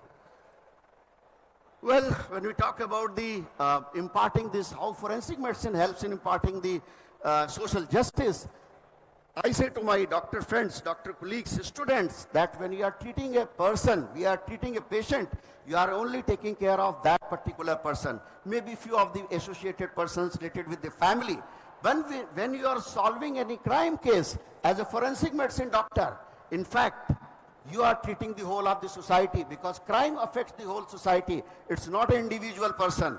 When we talk about the crime and all this, it is always the state versus so and so, right? So it is the crime is against the whole society. It's not one person. So in fact, if you do your work meticulously, you will be treating whole of the society, not a single person. Forensics, that genesis of the word forensic, I think everybody knows that yes, when we talk about forensics of courts of law, that stands for justice. And there are so many branches. Invariably, they are confused or commonly used, like medical jurisprudence. This is one of the corollary of the forensic medicine. But if you see the Bible of the textbook, which is treated as the gospel truth in Indian circumstances, Modi's book, textbook, if you know the name of the book, that is still medical jurisprudence and toxicology. So, in fact, that is a misnomer, right? Toxicology goes hand in hand. MBBS, when we talk about the syllabus, it is the toxicology is taught with the forensic medicine itself only. And now we see that toxicology also, you can say, ventured into so many sub-branches. When we talk about the medical toxicology, while doctor is treating or discharging his duties to treat a patient, when the same person dies, it is the role of the postmortem toxicology comes, and the viscera is sent to the forensic scientist for analytical part, then analytical toxicology, and ultimately everything comes back to the doctor. And when the doctor analyzes all those evidences and gives his opinion as a part of forensic toxicology. So now we have ventured even more into the complicities and all those. So as our science is progressing, we are more and more talking about these various sub-branches of forensic medicine, but then now the world has become whole multidisciplinary. That is not a domain of a particular person, right? We see when we practice that it's all forensic medicine, forensic science, and forensic medicine also so many branches, so many stakeholders are there. Anthropology, odontology, the whole of the dentistry branch, the expertise we need for that. Forensic radiology, as while introducing she told, nowadays we are using more and more technology. So we are thinking of whether we can replace the conventional autopsy or maybe supplement with the conventional autopsy with some digital means for better documentation of the evidences and all. Entomology, mycology, all those I'll be touching few. Yeah, it's a just passing reference that the forum, actually the word forensics arose from the word forum, and the forum used to be the marketplace during ancient Roman times, where the small altercations and differences used to be sought over the marketplace in the presence of a respectable witness of a particular village and all, and that used to be held once in a week, usually on the weekends, and that place used to be called as forum, from the where this word forensics has arose. And if you go to the Roman Colosseum, I happened to visit over there in 2016, the remnants of forum are still present there, and you have to pay the ticket to go for to see all those remnants. So that was the genesis of the word forensic. Yes, when we talk about the forensic sciences domain, most of the times we are talking about the analytical aspects, instrumentations. But in the context of case, when the crime investigation we are talking about, it's all interdisciplinary, or you can say it falls into both domains, like viscera analysis, it's a toxicologist, ballistics, right, the biological fluid analysis. These are few of the examples I have given you where there is a complementary role of all these, especially when you are talking about any crime pertaining to human body, both these branches, various branches of forensic sciences, I should say, become complementary. Likewise, but there are certain branches like document, cyber forensics, where practically there is no role of forensic medicine as that. So forensic science now has got venture into so many other, you can say, areas. Yes, so most of the times we are treated as a doctor of death. You can say our work usually starts after death as a postmortem doctor. But yes, there are so many situations where in addition to death, our expertise comes into picture. We talk about the rape cases, POXO cases. It is a live victim we are examining, live accused we are examining. And we know that while collecting the evidences, right, whatever evidences, if they are not collected in a proper manner, if it is sent to the forensic science lab for the analysis of DNA and all those domains, ultimately the investigation will be affected. And the whole maintenance of chain of custody and all these issues. So it becomes the complementary role of each other. Negligence, Consumer Protection Act we are talking about, toxicology I already covered.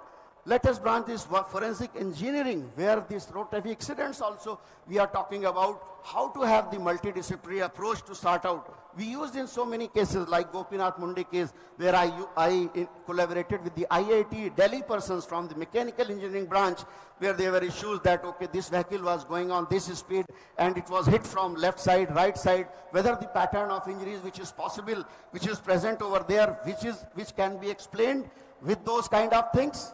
So this is the branch which we want to develop that in due course of time. Scene reconstruction, always a challenge for a forensic medicine person or for a doctor, but it helps a lot. When we actually see the scene and we gather all those information, it helps a lot in sorting out so many queries, whether it's a Sushant Singh Rajput case, Badaयूं case and all.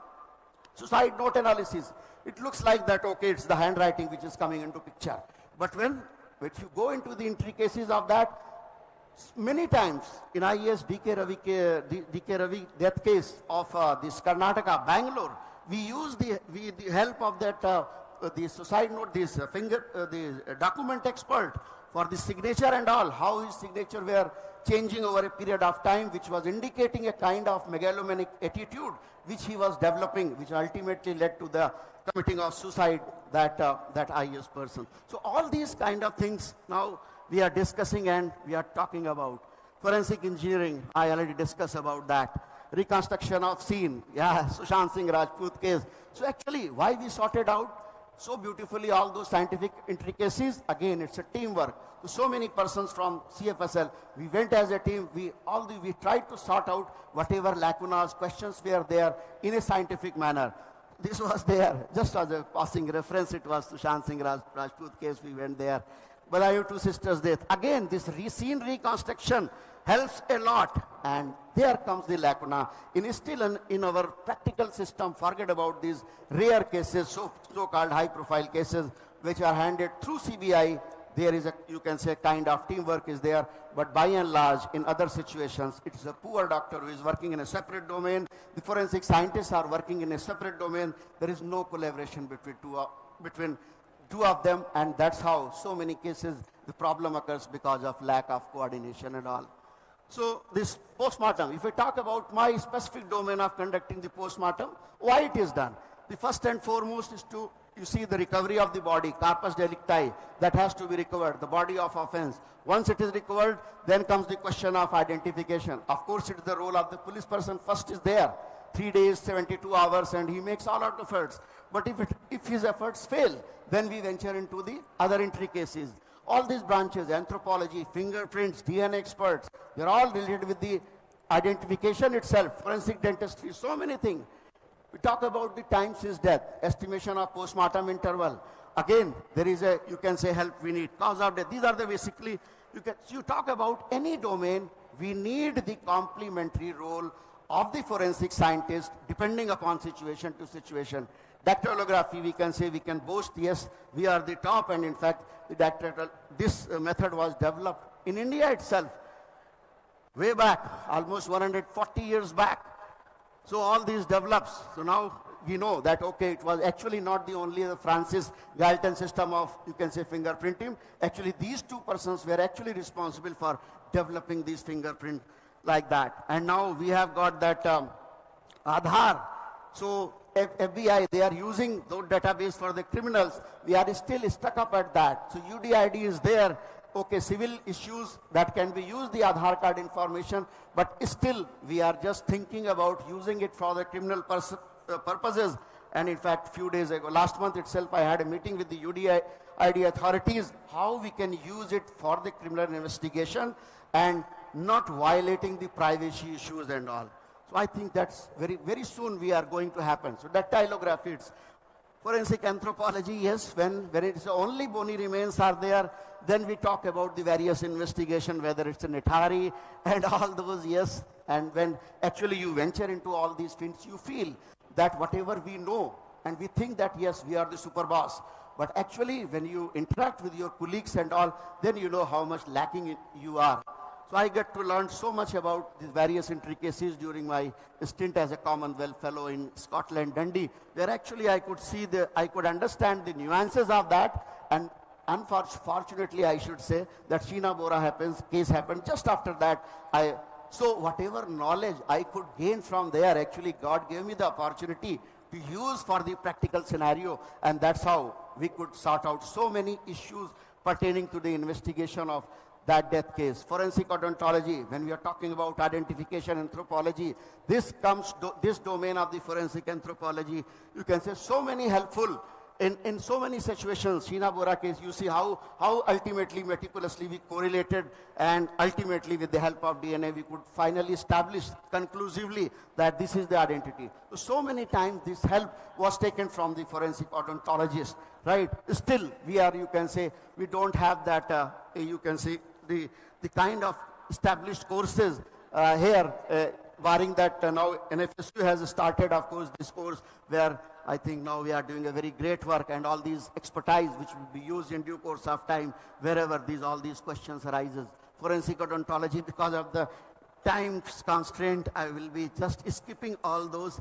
Mass disasters, my dear friend Derek has just left. When you're talking about mass disasters, this International Committee of Red Cross, we are talking about all these domains. So how to incorporate the various forensic medicine, anthropology, dentistry, and all to sorting out all those DVI issues, right? And DNA, yes, of course, it's the most important part when we're talking about the best quality of DNA.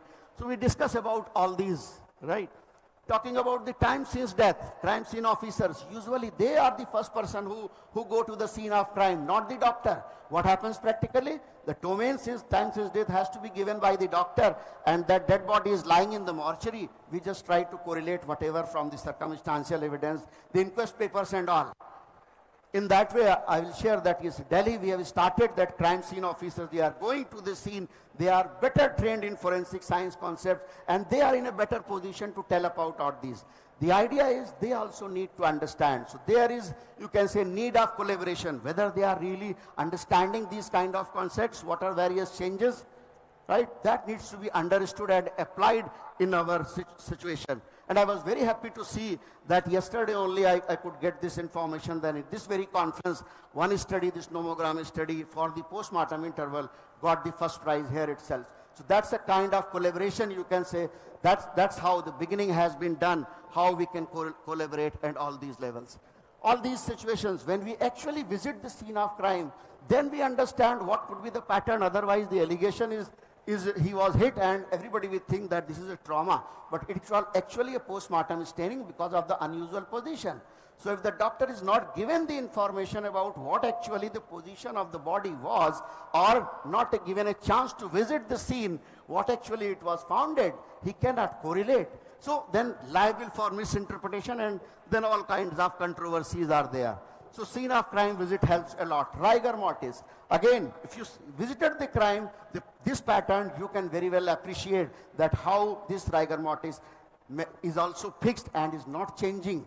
So only it is the scene visit and all that helps a lot.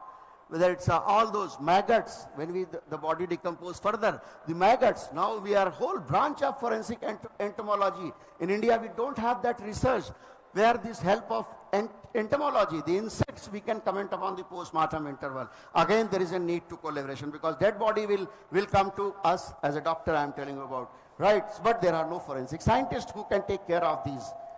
So this needs to be done. Entomotoxicology, and going further and further into research, all these branches are coming up. Later on, we see the fungal growth over the face.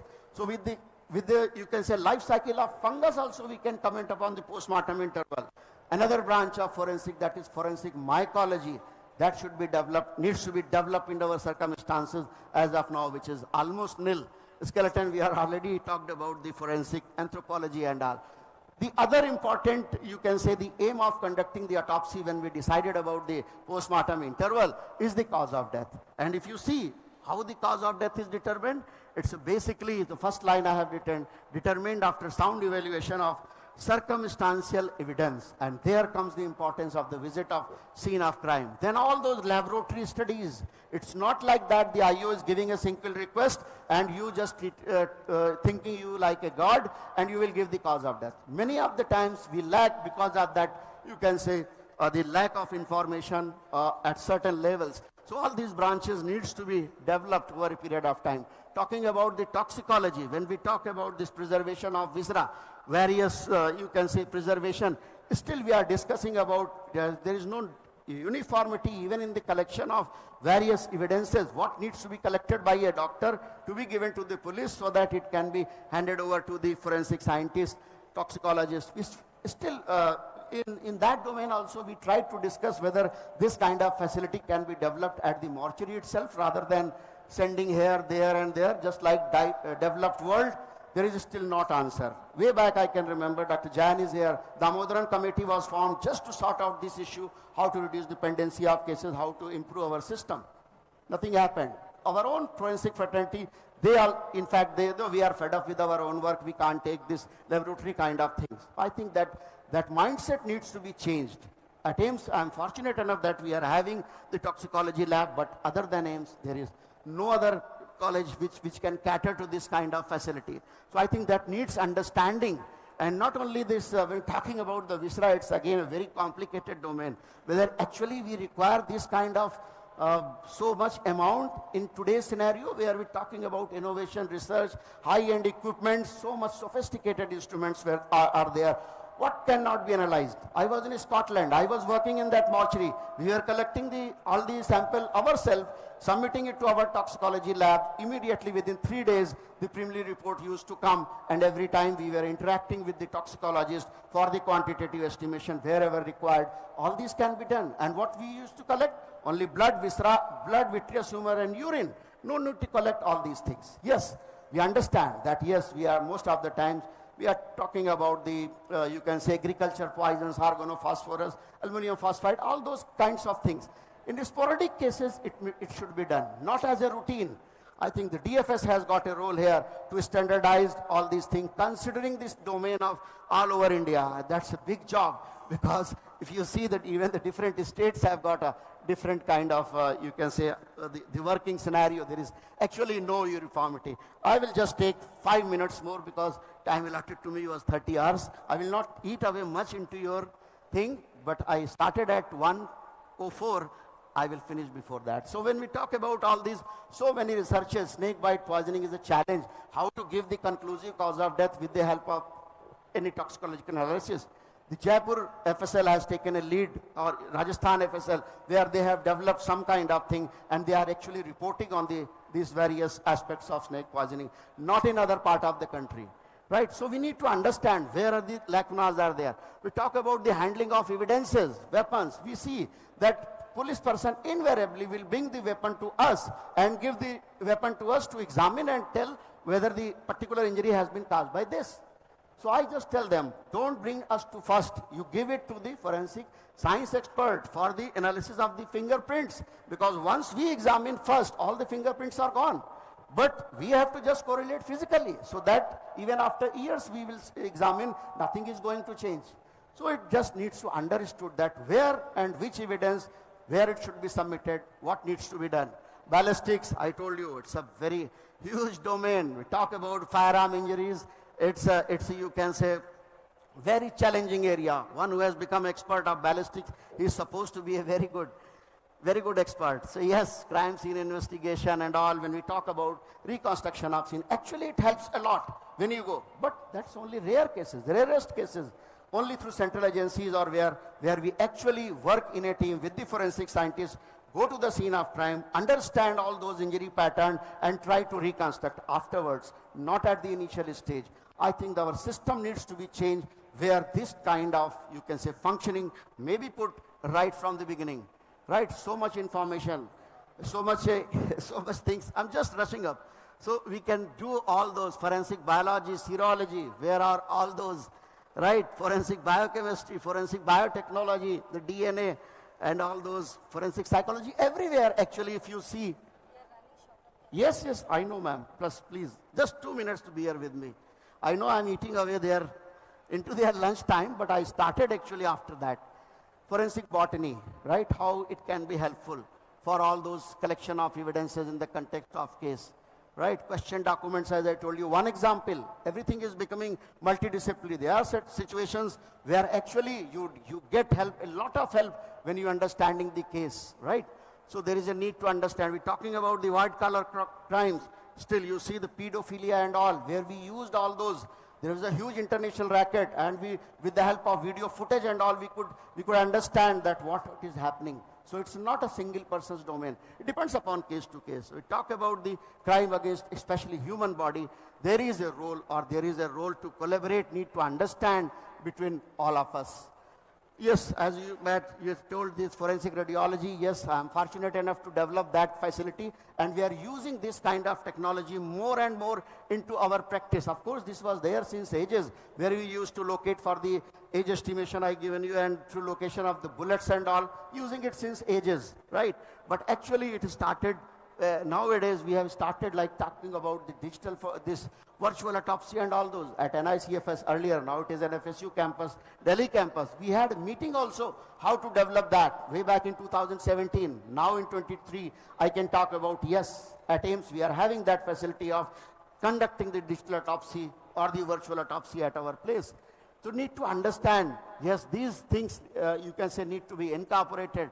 Just you can say for the so many students I am finding over here, when we talk about this, the students of forensic science are hardly given any exposure to the forensic medicine, you can say domains, which are actually very useful, especially when we talk about all those, somebody is going to the scene of crime and he doesn't understand the basics of forensic medicine, he will be at loss. So this government of India requested me way back in 2016 to develop these online modules through EPG Pathshala, where I was made MOOC coordinator, and this course was launched in 2016 through MHRD, especially for the learning of forensic science students, police, judges and all, because forensic medicine is a part of the curriculum. So basically catering area was that. So ultimately it was done, and now after this corona and all, everything is available on the YouTube. So it is for the carry home message for the students. If they want to learn about that, you just pop on few of the keywords and you will get to know there's so many videos, learning videos where you can learn. Right, so I'll just conclude with that remark. I was just discussing with my dear friend Dr. G.K. Goswami yesterday after dinner that ultimately it is the, you can say, ethics, it is the sincerity. As an expert, as a forensic medicine expert, or as a doctor, or as a scientist, ultimately our role is, I'll just begin with a quote from the very famous French medical legist, Dr. Braudel, quote, "If the law has made you a witness, remain a man of science. You have no victim to avenge, no guilty or innocent person to convict or save. You must be a testimony within the limits of science. We are neither for the prosecution nor for the defense. Nothing. Our role as a scientist is just be fair." Unquote. So with this, I'll conclude here, and I'll take this opportunity to invite you all for our conference, where I happen to be the president, the Indian Academy of Medical Legal Experts. The website is there, IMLECON2023.com is there, where our Honorable Vice Chancellor Dr. Vyas is also one of the advisors, and all the deans of the forensic science are actually there as an organizing committee, and in addition to that, so many from the forensic. So actually, it is the thinking thought process where we want to all have, and in addition to law, persons from the law faculty also, where all these we can discuss on a single platform. Thank you for your patient listening, and I think I just exactly took 30 minutes. Sorry for keeping you waiting for your lunch. My humble apologies. I am available at this email, wherever you can have any queries. Thank you, sir, for your wonderful insights on the topic. Last but not the least, we come to the end of the expert session talk. It is kindly requested from all the directors of State Forensic Science Laboratory and Central Forensic Science Laboratory to assemble at 2 p.m. at International Guest House Boardroom for the directors meeting. And I would also like you to inform that in the evening, 6:30, we have the cultural program. So stay tuned with us. Good day. Have a nice day. Thank you so much.